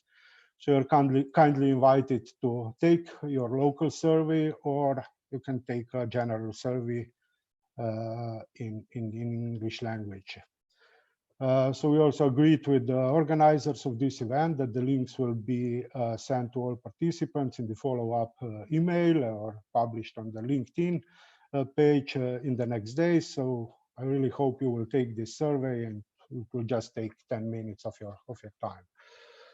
Here are some details about the project. So as you can see, we actually started the project a few months ago. We're kind of still in the inception phase at the beginning. The project will run for the next 2 years. We are 12 partners from 5 different Alpine space countries, and Regione Veneto being the lead partner of the project. So more information about the project is available on the website, and you can reach me if you have any questions. You can reach me either via email or LinkedIn, or what's your favorite communication channel. So thank you again. It was a really brief presentation, but it's more or less that. Thanks. Thank you. Thank you. Hvala. Thank you very much, Peter and Aleš. And now I would suggest not a coffee break, but a break with our survey. Just let me briefly check. No, we have no questions and answers for now, but I would suggest to go to our chat anyway, where you will be able to find new survey. Just to take a short break to prepare ourselves to a panel discussion. So here it is. Please go and answer the question. What would you do with open data if you had superpowers? Now we have superpowers. We can just spread our hands and we have superpowers. But no, answer this question. And again, in about 1 minute, we will have your answers, please. So go to chat, give us the answer, and then Aleš, I hope you are here with us, Aleš Veršič. I will ask you to give us a short comment, but first we have superpowers and what would we do with open data? So are we together?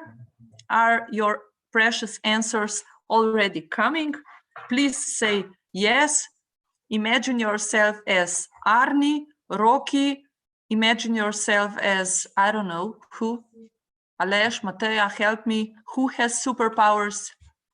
Arnold Schwarzenegger, Rocky Balboa, Sylvester Stallone. I don't know. Lundgren. I don't know who else. Your answers are here. Okay. Just take a few seconds. Superpowers, open data and superpowers. Let's connect these two. Give us answers in our chat channel. Great. Chuck Norris, yes. Thank you, Aleš Veršič. You will also give us comment on this one, so be prepared. Thank you.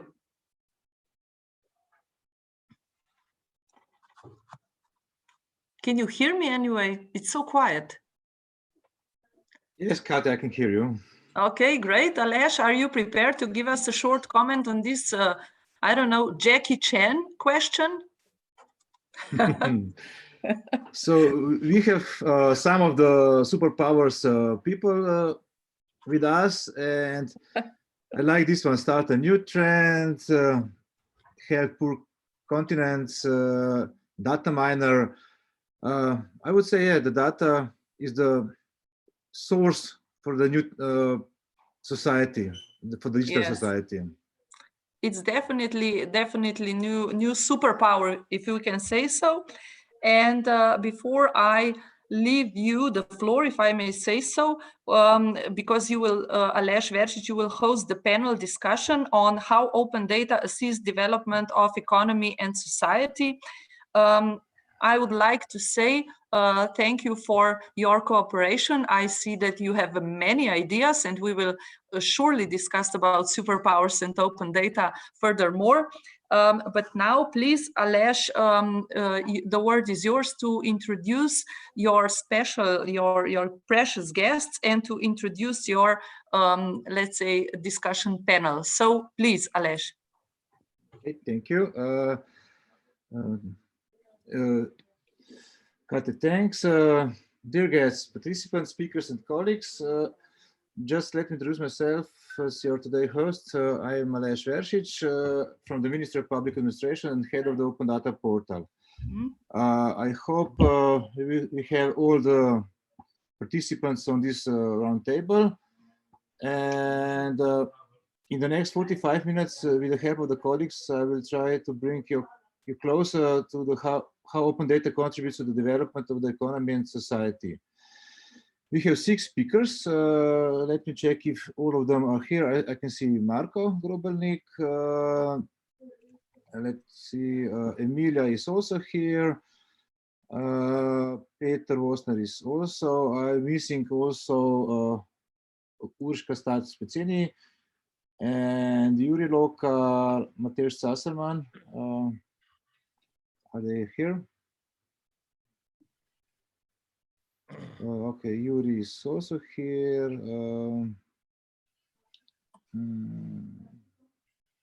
Okay.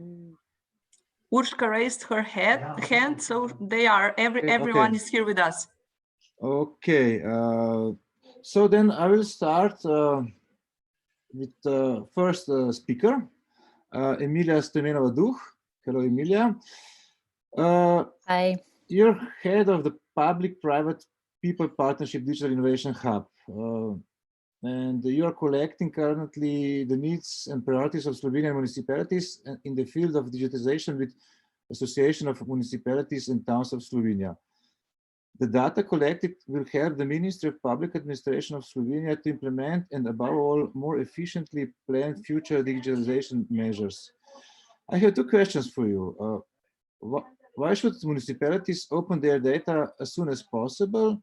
And how can open data help the future sustainable development of municipalities? Emilia, the word is yours, please. Thank you so much, Aleš, and thanks a lot for to the previous speakers. It was great to listen to them, and they gave me a lot of food for thought. So I will try to be as short as possible, although these questions require a lot of debate. So nowadays, not only in the cities, but also in smaller towns, an overwhelming amount of data is being created by both public but also private concerns, and this is happening on an ongoing basis.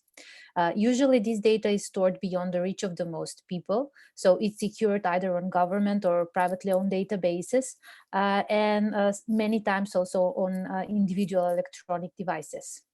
So the types and the depth of this data is increasing also because of the technological solutions we are using daily in our lives and are used also in the towns and the cities. So the potential advantages of the data collection on such scale are, of course, beyond question, and we heard a lot on this earlier today. But although the data collection is the most difficult part of any investigation, the majority of global data is yet unseen, and because of that also unused. So limiting the number of people who can access these data necessarily limits the number of problems which these data can be applied. So in most cases, it prevents access to the people who are best able to apply these data to solve solutions to the problems. So of course, the data is to open the answer to the question is to open this data.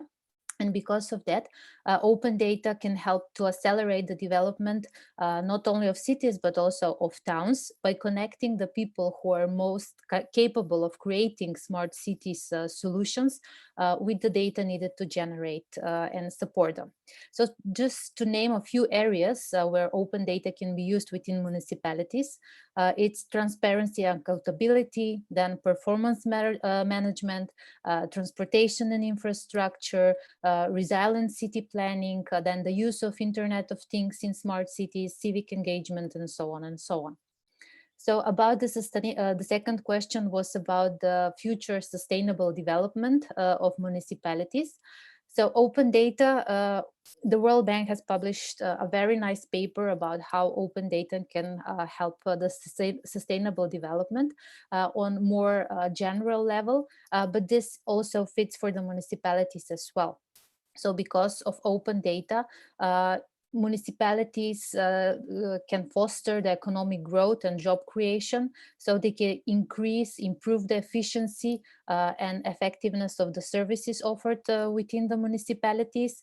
Then, of course, increase transparency, accountability, and citizen participation. So here, open data can help to inform evidence-based policy making and design of municipal services that are offered to the citizens. And last but not least, to facilitate better information sharing between the citizens and the municipality. I think you're Emilia, muted. Yeah, thank you. Emilia, thank you for your view of this topic.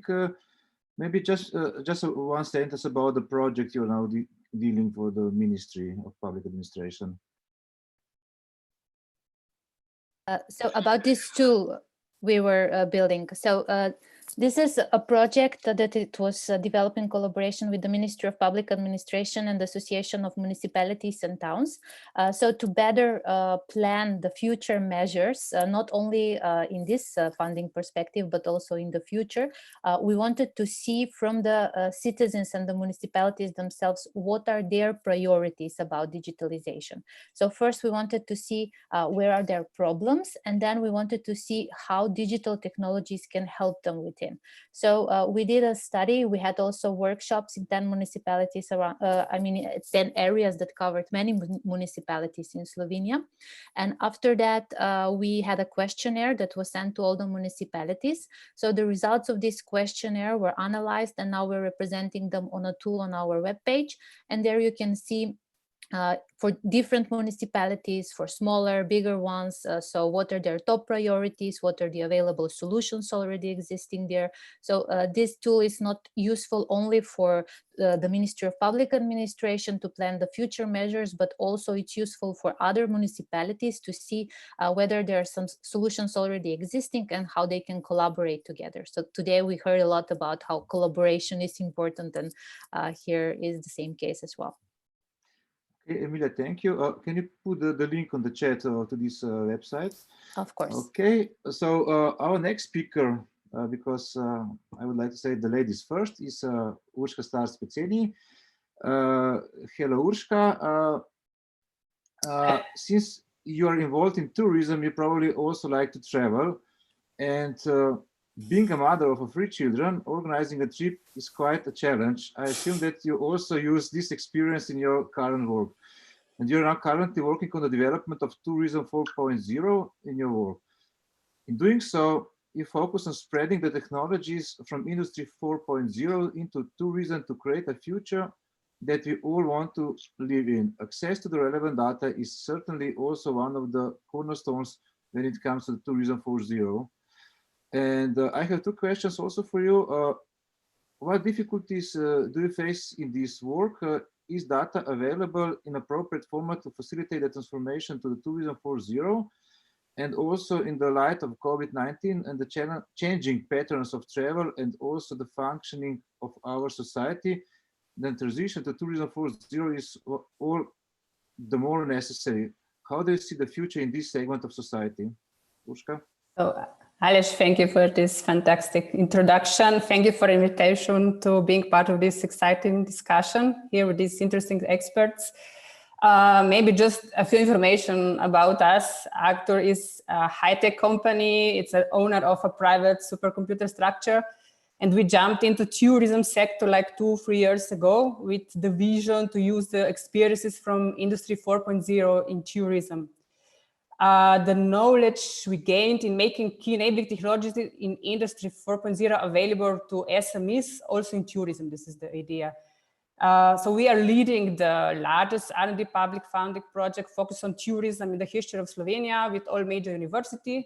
We are also lead of the largest demo project with the largest tourist service providers, and also European projects in the Black Sea area where we are focused on the assessment of the impact of tourism. The main idea, just to get what is Tourism 4.0 is, the main idea that we follow is that in all our activities, we put the tourist in the center. So not the tourist in the center, not the tourist is the king, but the local inhabitant and his quality of life is. So everything we build, whatever we do, we put the focus on this the quality of life of local inhabitants. Of course, we are facing the challenge with information. There are many of them spread around somewhere and somehow, like in some formats.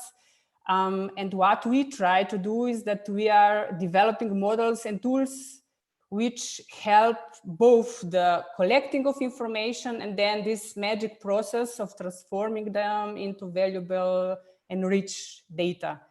For example, one of these tools is TIM, Tourism Impact Model. It's a tool for modeling and optimization of the tourist impact on a local ecosystem. Just to get the idea, like local inhabitants or tourist service providers or authority, everyone has an own subjective perception of the reality, what tourism and what impact of tourism is. And with this tool, we want to bring like real data in the perception of this impact of tourism. To sharpen this picture, you know, so everyone gets the real data and make them strategic, data-driven strategic decision planning. Your question about the future and the COVID, we see tourism as a horizontal layer which connects like all impacts, all layers of the society. And as we can see now in this crisis, and we hope and we believe that government and all levels of authorities will take this chance and introduce tools which will help to take this quick, complex and flexible decision. For example, to take the next wave of the COVID-19, do we really need to close everything? Maybe we can build this ecosystem in a modular way, measure individual parts, and then simulate, take the data, use open data, see the added value of the open data, and then see maybe we can just close one part of something and see the effect. So this is what we are trying to do with these tools, and we really believe that now tourism is now at 0 point. It was never in the history of people were always traveling, and now we can measure really what means if the tourism is 0. The negative effects of it also, not the positive, because not everyone is happy that nothing is happening. We see the negative effect. And then when we start again, how to build really this sustainable tourism. So this is what we are doing. And the role of open data here is crucial. So. Urška, thank you. Maybe just another sub question is, you can see now, because of the COVID-19 situation, people in India finally saw the Himalaya. People in Venice see that fish is coming back in the Venice. So this could be a good starting point for, as you mentioned before, to take care of the local population, because the tourism has a huge impact on the Venice example, because people is going out.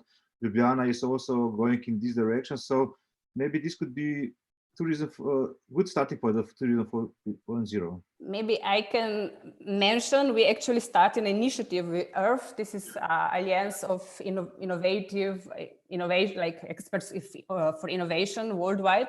And Tourism 4.0 initiative is called tourismfromzero.org. And there we started to collect in a similar way as Emilia was mentioning, just from the very beginning with basic questions: what are the problems, what are the challenges in an area? We are providing different codes. For example, Ljubljana, the city of Ljubljana, is using more codes for each stakeholders to see in a simple way what is the situation now and how to connect in this unique situation in the own ecosystem, and how to build it from bottom up. And you get the ideas. We are sharing the information on the website, so we can compare what are the challenges in one region in Slovenia or in other part of the world, and to see these new ideas how to build actually this new local tourism or the benefit of it. Of course, this is one of the direction which we are going. So, Urška, thank you for your view on this topic. Our next speaker will be now Yuri Lokar. We will now shifting from the tourism to the business entities. Hello, Yuri. You work in a company where you deal with your clients' credit scores, among other things. With your team, you are responsible for obtaining and processing the data for Slovenia, Croatia, Serbia, and Bosnia and Herzegovina. And this is, I think, a very important role in the credit assessment process. And I have also two questions for you. What problems do you face in your work? Do you notice any differences between the countries in which you receive the data? And looking at your experience, what would you recommend about opening these databases for the future? Yeah, well, we have all sorts of problems every day, from technical ones to legal ones, and at the end also with the price of the data. So countries are not so different. They're only in different evolutionary stages. So we as a business, we always try to challenge institutions to provide us with a stable data feed, and in some way also help them to set the right price for the data. So this why we are seeing institutions as our partner on this path, So. Okay, but any recommendation about for the future, because this data is crucial for a company. We listened today that data from the colleagues from the Capgemini, the data themselves, they are not so important than the services, the products which is created with this data is the added value. Providing, making this data available is very crucial for all of us. We want to have them as much as possible, because we cannot predict the need for this data until we are able to access them and try to sell them on the market, So to have this data accessible would create for sure new opportunities, and maybe also solve many challenges that we have, from security ones, technical ones, and also to set the right price of the data, because we at this point don't know what can be sold on the market. So we are all for open data. Okay. Here maybe any additional remarks or experience you would to share with us? As it was many times mentioned in these presentations, it is very crucial to speed up the process of acquiring data. and to open up, because once the rumor goes out that some data will be available, well, the potential consumer of the data get impatient. So it would be very nice from the institutions to be able to speed up these processes of opening the data to the public. So okay, so this already mentioned, yes, Alex, that this speed data cycle to be almost nearly real data. What is also interesting, because when Elon Musk started to selling the Tesla car, they just show the prototype, and the people is still waiting for this car for 1 year. So it was, let's say, different story, but still, yeah, I understand if somebody says that will be the data available, your customers want to have the data. So this cycle is a challenge for the data providers to assure this data is available in the timely manner. Yeah. Okay, Yuri, then thank you very much for your view on this topic. And we have now the next speaker. Is also talking about these business entities, but from a different perspective. His name is Mateusz Zasserman. Hello, Mateusz. Hello. In your company, you are working with cryptocurrency payments. One of the important sources of information you use is data about business entities, the type and location of their stores, their transaction accounts, etc. I have also 2 questions.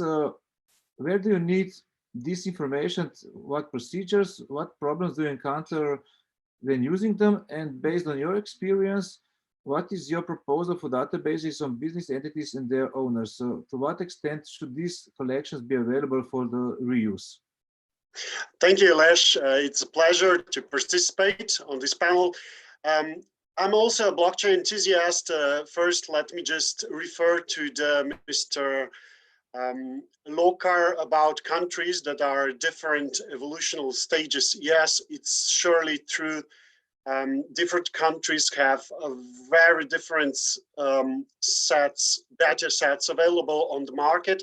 But let's start just with short introduction. What we do here at Eligma, we built a payment scheme actually named GoCrypto, which is basically enabling every merchant to accept payments with cryptocurrencies. But to allow him to participate, to join this GoCrypto, we must somehow onboard it. So we must collect some business data about the ownership of this company or business in a very simple manner. So this is very important to us, that this onboarding stage where we collect this data is not painful for the merchant himself.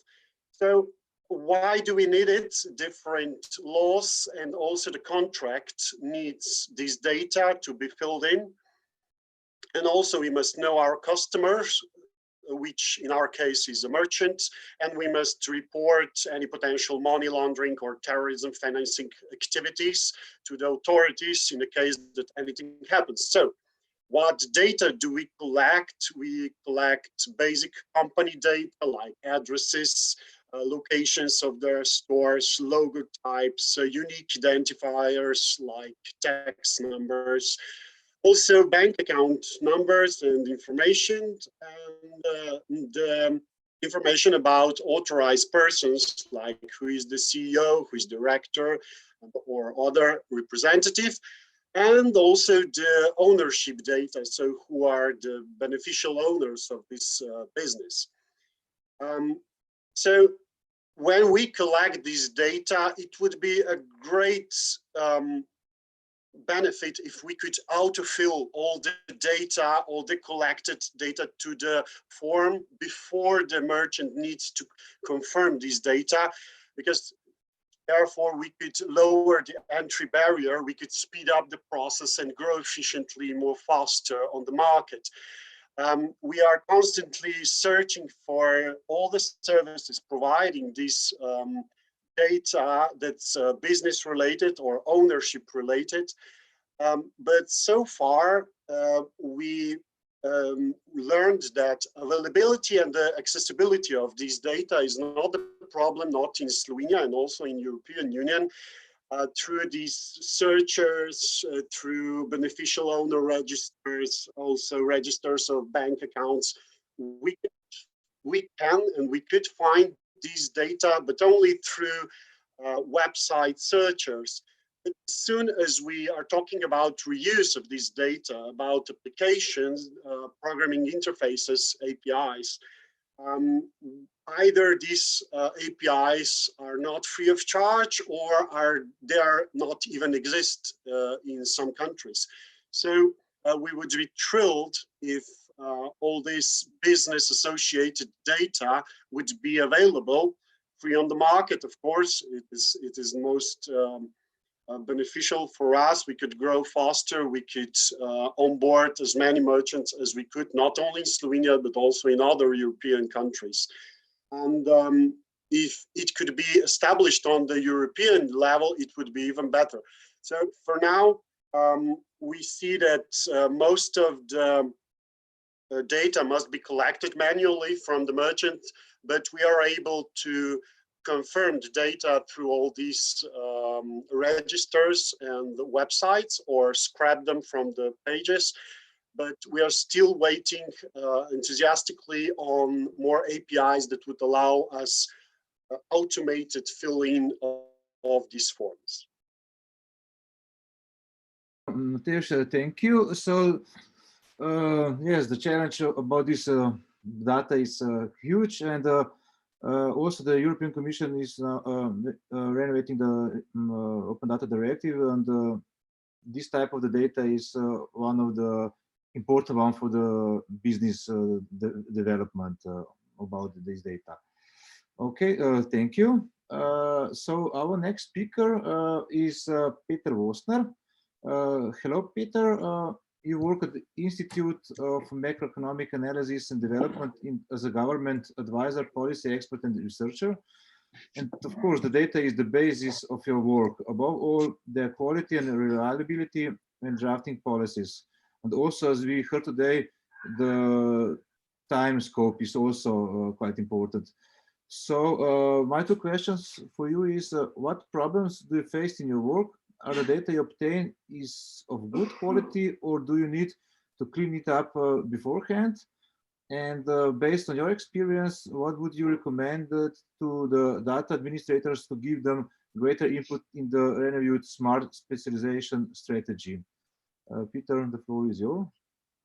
Thank you, Aleš, and hi to everyone, and thank you for the invitation. It's really great. The second question, I suppose, comes from my experience as coordinator of smart specialization until recently. Now I worked at the institute, and you rightly say, I mean, data is the handling of the data is our job. It's not, however, to draft the policies themselves. What we provide is basically compass to the policymaker to design smart policies on the basis of those data. And there, I would say, when you ask me about the problems with the data, it's perhaps, at least in in Slovenia, I think we have a bit of a problem with the data and fighting the stereotypes, the extent to which we trust the data and the research which is derived out of it. And I think it comes to some extent from the history and the culture. Now I'm mentioning this because I think it's really important, and it's also important at this moment. Now we're talking here more about this open data and decentralized data sources, but I would also emphasize the importance of the official data, because eventually that's also the part that we need to work on. And here I really like to go back to UK's what they call an evaluation obsession. Sometimes, you know, they actually sometimes give the money to companies so that they actually derive a proper research counterfactual. They give a money to someone that otherwise should not have gotten the money, in order to get a counterfactual. What happens? What if? And I'm using that example to say that the data costs money, and the data is a precondition for smart policymaking. And I'm mentioning this now because we know that, you know, with all the crises, the government, our government, but also others might see the collection of the data and collection of the official statistics as a problem. So just as I'm using this opportunity also as an appeal, if you want, that this is something which is essential to make smart policies. But at the same time, there would also be, I think there are some participants are also from our statistical office in this webinar. I think it's the key forward is by linking different databases together. So our experience from the Institute, of course, is that the quality of the data in Slovenia, the official statistics are really good, both on the level of companies, individuals, etc. But the holy grail, if you want, of the next step is by the capacity to link those. And of course, there is efforts in those direction. But we're not there yet.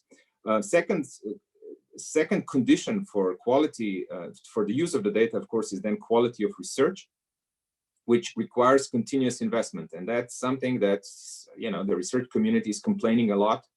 And I think the government has a role to actually have a continuous and supportive environment to have quality research. I'm coming again back to the UK. I mean, the UK's government is being watched from all sides what it really does. And that really is because there is such high number of top quality researchers. And the third issue with the data that you asked me about, I think it's about what's actually the purpose of using the data and what I would call monitoring. I think too often in our part of the world, we are seeing the use of the data as a way how to get punished. For example, that's not something which is just the case nationally in a political sphere or in the media. It's also sometimes comes out of the EU policies. There's this focus on set the targets first, and then we will measure you against those targets. My experience is that very often drives you to adjusted or misconceptualized policy guidance, because you learn as you go.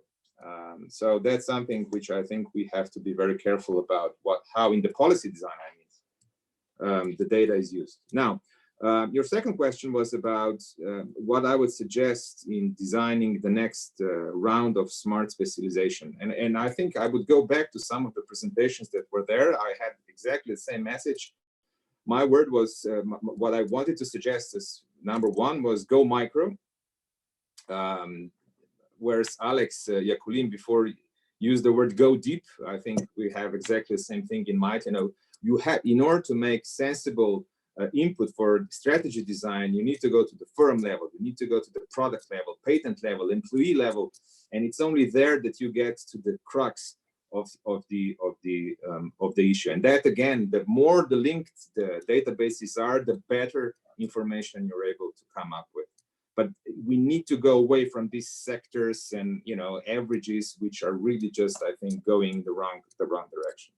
Secondly, I think it's essential to be very practical. Collection of the data requires time, and in smart specialization, you're dealing with companies, and they're extremely sensitive about any additional administrative burden that might come that might be linked to this. I think it's really important to work with network stakeholders. That's why these ecosystems, I think, are so important, because they allow again, I'm coming back to Alex, they allowed for these closed loops. This is something that we tried to do in the first round, and I think we need to capitalize on that. Now, the question to me is to what extent we can go to these more newer data collection sources. Admittedly, I have to say that other countries have tried that, collecting this micro information on articles, etc. It wasn't very, the experience was very mixed, to say the best.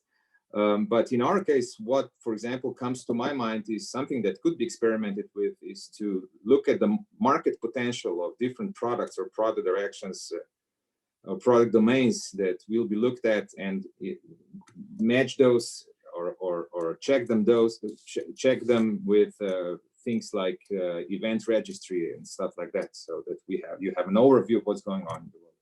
My final point is on what can be done in terms of acting on the data or using the data. That's something that Emilia was already mentioning on for example, with the work with municipalities. I think my experience on that is that it's essential to create a movement. And it's a movement through which you have to create a focus, and you need to have leadership.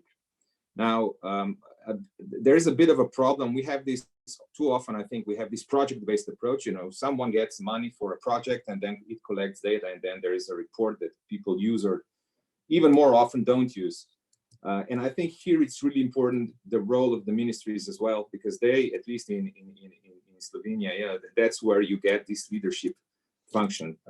You're able to engage the critical stakeholders much more strongly and much more deeper, because they know that afterwards the government will also step in and support those kind of processes. Here I'm referring in particular to introduction of smart communities or solution based on smart communities, but not only.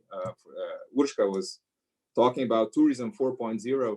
It's a process that also came out of, at least indirectly, through a support structure of smart specialization. There are technologies there that can solve problems, our challenges right now. For example, how to support the tourism sector. There is this idea of a Corona token that could be used to provide smart demand side support for the tourism sector if the government would go in that direction. But this is the way how you actually, the direction in which you need this ecosystem of stakeholders on the ground on the one hand, and also so the leadership on the ground, but also I think close working and engagement of the government, because then at the end you come to the holy grail of actually making systemic change. Thanks. Peter, thank you.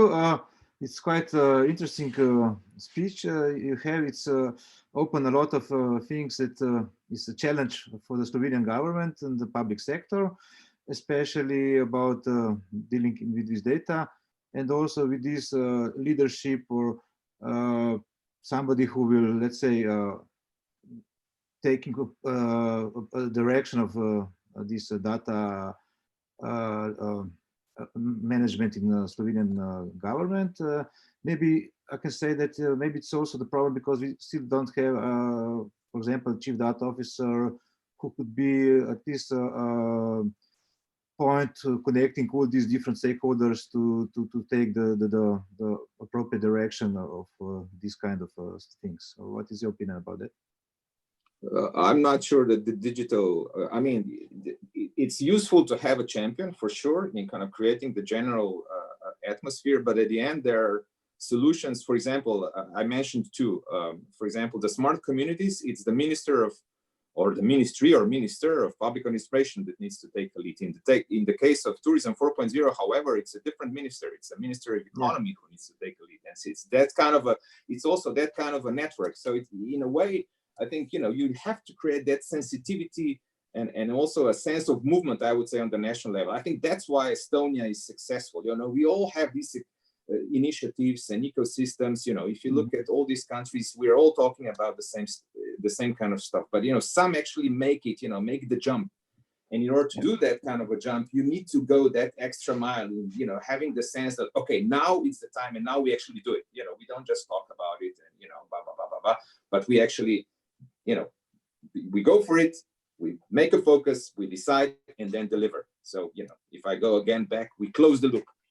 Yeah. Okay, Peter, thank you. Thank you very much for your view on this topic. And we will now slowly conclude this part of the conference with exceptional speaker. Our last speaker is Marko Grobolnik. Hello, Marko. Hey. He have interesting background. I think he's swimming somewhere. Marko, in 2016, you were named as the digital champion of Slovenia, the European Commission for the period of 4 years. Your term is coming to the end this year. And some people, if you're talking about you, people say that you belong to the circle of people who have long struggled to spread the gospel of the digital on the information society and the science. I have first question. If you look back in the last 4 years, could you describe Slovenia's progress in the field of digitalization of Slovenian society, a little bit focused on the opening of data? Yeah, sure. Maybe first to respond on this chief data officer, I guess, Alesh, you are the closest we have in the country, right? As a chief data officer, which I would say we actually need one. And in a similar way as like in Dubai, they have Minister for AI, right? So I wouldn't mind, you know, having Minister of AI here in Slovenia as well. This would actually boost a lot, right, to promote the topics like this to the highest level, right? In the same way as we had Ministry for Information Society long time ago now, right? So this, I think, helped a lot the country in many ways because the topic itself was promoted pretty high up. Now, your question, in the last 4 years, or I mean, I'm tracking these topics for a longer time, obviously, yeah, it's moving, right? So this digitalization is moving in many ways, also with the help of, well, government, education, European funds, and innovation in general. So why it's moving? Because it's a pressure, right, from all over, right, from the world, Europe, or by just our kids, right, which they don't even know that there was a world before digital devices and so on, right? So it's in a way, I was thinking, so what's pushing things forward? In many ways, the change of generation certainly is pushing advancements more maybe than change of mind. Like if there wouldn't be any kids around with all the fancy services and whatever they use, right? If we would just leave the stuff to the, well, decision makers and all the people, unclear how this change would actually happen. Although now on the other side, right? So seeing a couple of sectors in Slovenia, like I really like the smart manufacturing sector, right? Where digitalization is a must, right? It's a matter of survival, efficiency, and everything else. So this is moving very good. But we have on the whole spectrum, let's say, of just manufacturing now, from really very advanced factories, right, where digitalization is really on all the levels, almost all the levels, right, down to the factories which still operate on paper, right? So, in a way, the long tail, right, needs a little bit of a help, as I would see. Same thing with health, for instance. Now with this COVID situation in the last month and a half, right? So referring back to what Luca, Renko, and Alex Jaculin were, Jaculin, right? If I, as Alex is saying when he's in US. What we saw, what we learned from this COVID situation, that we have data, but the data is not integrated. Going back to what Peter was saying before, integration of data needs to be there. Otherwise, we cannot extract the value out of it. And I hope this experience from last 2 months, maybe, or last couple of weeks, will actually push us a little bit towards this integration, because something like what Luca and Alex and the team did with Sledilnik, this is not something which should be really always where we should expect a grassroots initiative, right, to happen this in a short time with obviously smart people and so on. But this kind of Sledilnik should be ready all the time, and not just for COVID. It should be ready for everything else as well. This is something where, let's say, well, hopefully we learned the lesson, hopefully, right? But we experienced that, well, data was there, but, you know, this data was communicated over the phone, right? Or over the email, right? The secretaries were mistyping the data and so on, right? So this is this digital maturity, right? So data is really just sensing the society or sensing the environment. But there are several steps ahead. So why we are collecting data? Not just to have them, to have the databases right around, and having I don't know, fearful data protection officers around and so on, but actually to extract decisions which would make us more efficient, cheaper, more inexpensive, right? Not cheaper in the other sense, and to have general, let's say, this situational awareness, right? Situational awareness is a term which we would have needed 2 months ago, but we didn't have it. That's why, and many other countries as well, they made big mistake. Even now, let's say, if you look at this corona situation in US, right? So every 2 weeks they come with the new predictions, right? Prediction, well, I'm working in AI now for tens of years. Prediction is something which you put and it should work, right? Not that you change it every 2 weeks, and basically, let's say US is a good example how unprepared they are. And US is kind of, they consider themselves as the best, right? But they're not, obviously, right? And the same with other countries. So what this COVID situation, right, related to data taught us is that we should be a little bit more serious. We should be serious not just about collecting, we should be serious about integration, what Peter was saying, the modeling, and also finally to this knowledge extraction, or having kind of good overview of what's actually happening in the data, so that the decision makers, not just that they would get a signal from some analyst, that they should go there and check and understand why they need to decision A or B, or what also Peter was mentioning, the what if, right, scenario, so that we would say, okay, what will happen in society if we make this decision or the other one, right? Or to be able to ask the machine, okay, machine, please tell me what kind of decision should I make? I'm lost, basically, right? So this is all possible today. This is all possible. We just need to have a little bit of awareness, right? So education, I think we have enough smartness, not only in Slovenia, also in Europe and elsewhere. It's just that this message didn't get through. High-level decision makers still are fairly disconnected from this what's possible, right? On the other side, the analysts, right? I'm sitting on, let's say, this ERC board with this groundbreaking research, right?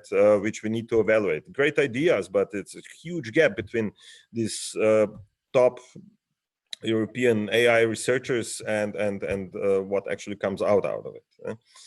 So just go back to your question, right? So what did we make in last 4 years? I think we did decent job. Certainly in so many ways we could be so much better, and of course there are plenty of problems, but also plenty of successes and plenty of opportunities which we didn't take yet. Well, just referring back to this COVID situation, I think this could be a nice, good signal, especially for this data situation, which data is actually saving lives here, right? It's very simple. So ignoring the data means that basically you get bloody hands, right, at the end. So it's irresponsible to ignore the data, right? Okay. Yeah, so this would be kind of quick pitch on this, right? Okay, Marko, thank you. You already in your discussion touch my second question. What would you recommend for the field of digitalization, notably on the data field? What is the main challenges ahead? And maybe in the context of this, your idea you're talking about with our ministry about digital twin. Yeah. So two quick questions, right? Answers. So talking about data means also talking about the methodology, how to deal with this data, right? So AI is really a field, right? So a few years ago, we were talking about big data, and then big data term disappeared, and then term data science appeared, and this is still around, right? But and this is all under the cover of this, what we could call AI, right? So AI is a kind of a set of technologies which can extract value out of data. And so especially AI is not something which was around 10 years ago. Today is obviously a very popular term, but we also need to look ahead, right? So like 5 years ago, 10 years ago. What we have today in the labs, not just us, also the rest of the world, and we see what others are doing. So this will be like in 5 or few years time will be on our tables, right? And we can speed up this process just by awareness and being a little bit more connected on that side. So just yesterday we had a first meeting on the new Slovenian AI strategy. Now it's called National Program on AI, right? Which is a little bit more than just a strategy. And it's really good document prepared by Ministry for Public Administration, Samozorc, right?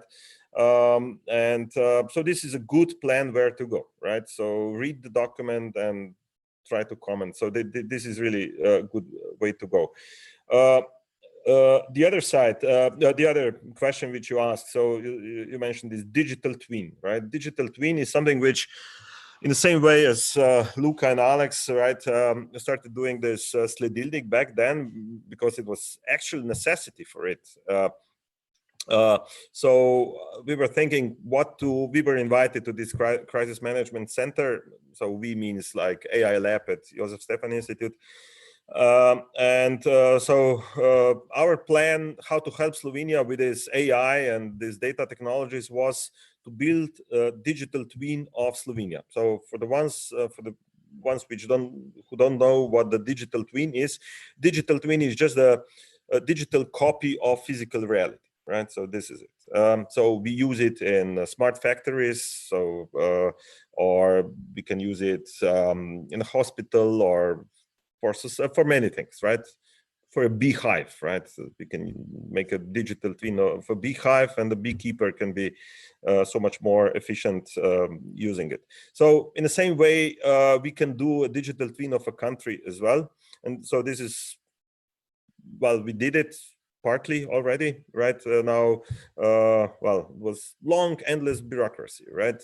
Which was preventing this to be completed by now. So hopefully this will now move on, and under Ministry for Public Administration, why a digital twin? Because digital twin is basically a piece of software exploiting data in real time. This is what Alex Yakulin was mentioning before, data in real time, to have this, the English term is situational awareness, so that at any time point we understand what's happening in a country, and that we can react on the spot, not too late, right? Whatever too late means, right? It can too late, sometimes it's minutes, sometimes days, sometimes weeks, sometimes months, right? Or sometimes years even, right? So here the idea is to have at least daily situational awareness of the country, and having this would mean also we can predict, we can do what if, we can detect anomalies, so machine can tell us, well, be careful about this and this things, which are maybe not too obvious, right? I mean, here we always deal with information overload. Information overload means that we have just too much data, right? And we need the help of a machine or AI or whatever machinery we have, analytic machinery we have to help us to find a needle in this huge haystacks which we are dealing with as data, right? So yeah, so this would be, so I mentioned this AI strategy, which I think is really on a good way. I hope the government will respond. And okay, this digital twin is very concrete project, which was our response to this particular situation. Okay, Marco, thank you.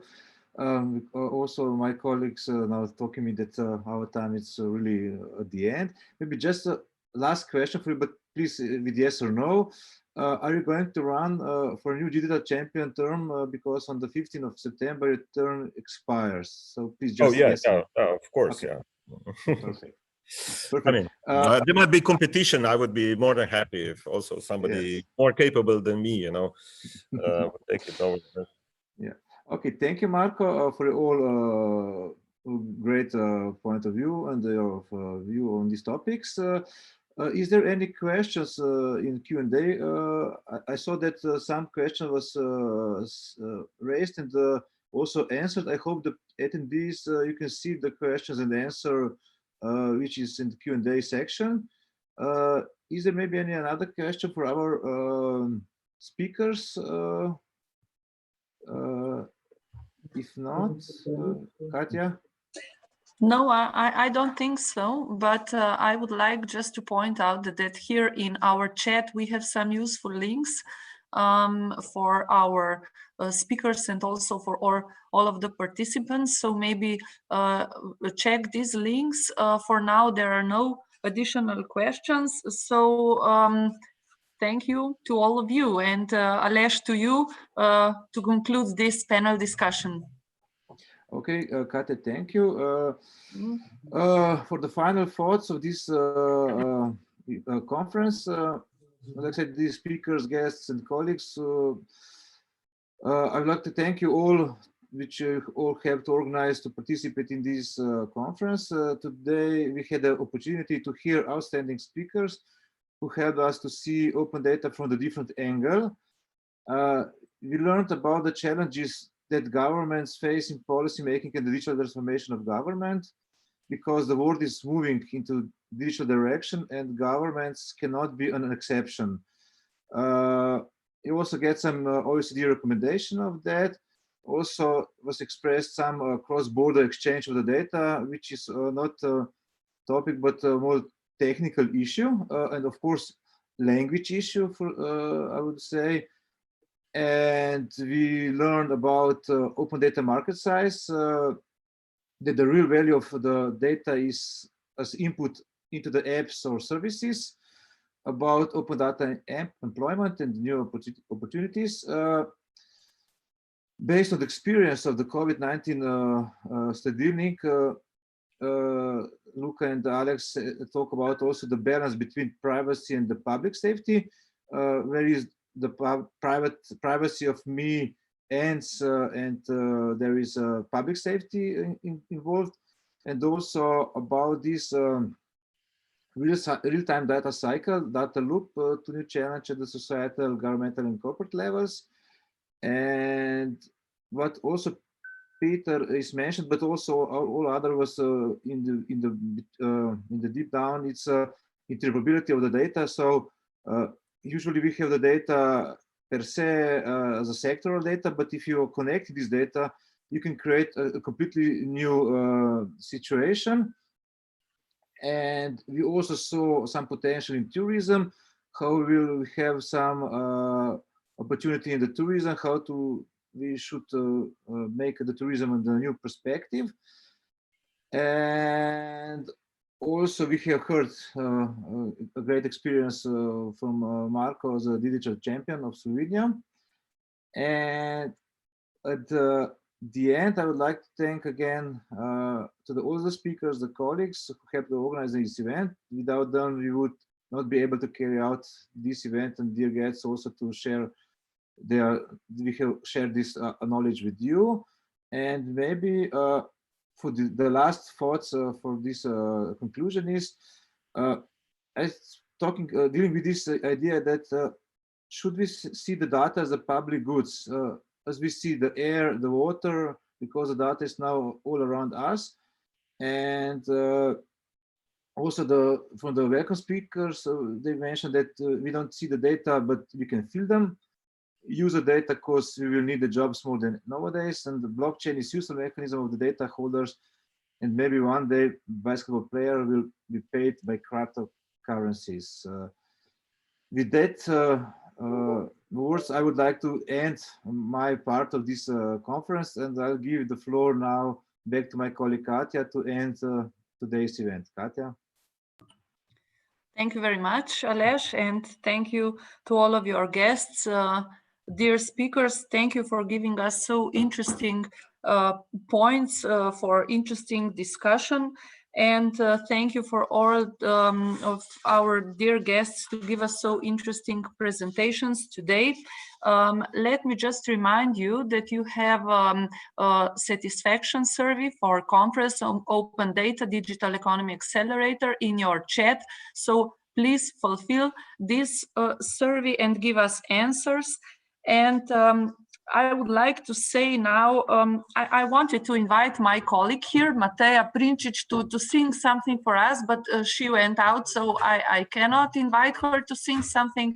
So I can say thank you to all of you. Stay well, stay healthy, and have a nice day. And Mr. Grobelnik, you have a beautiful background. So stay healthy and be well. And thank you once again to all of you.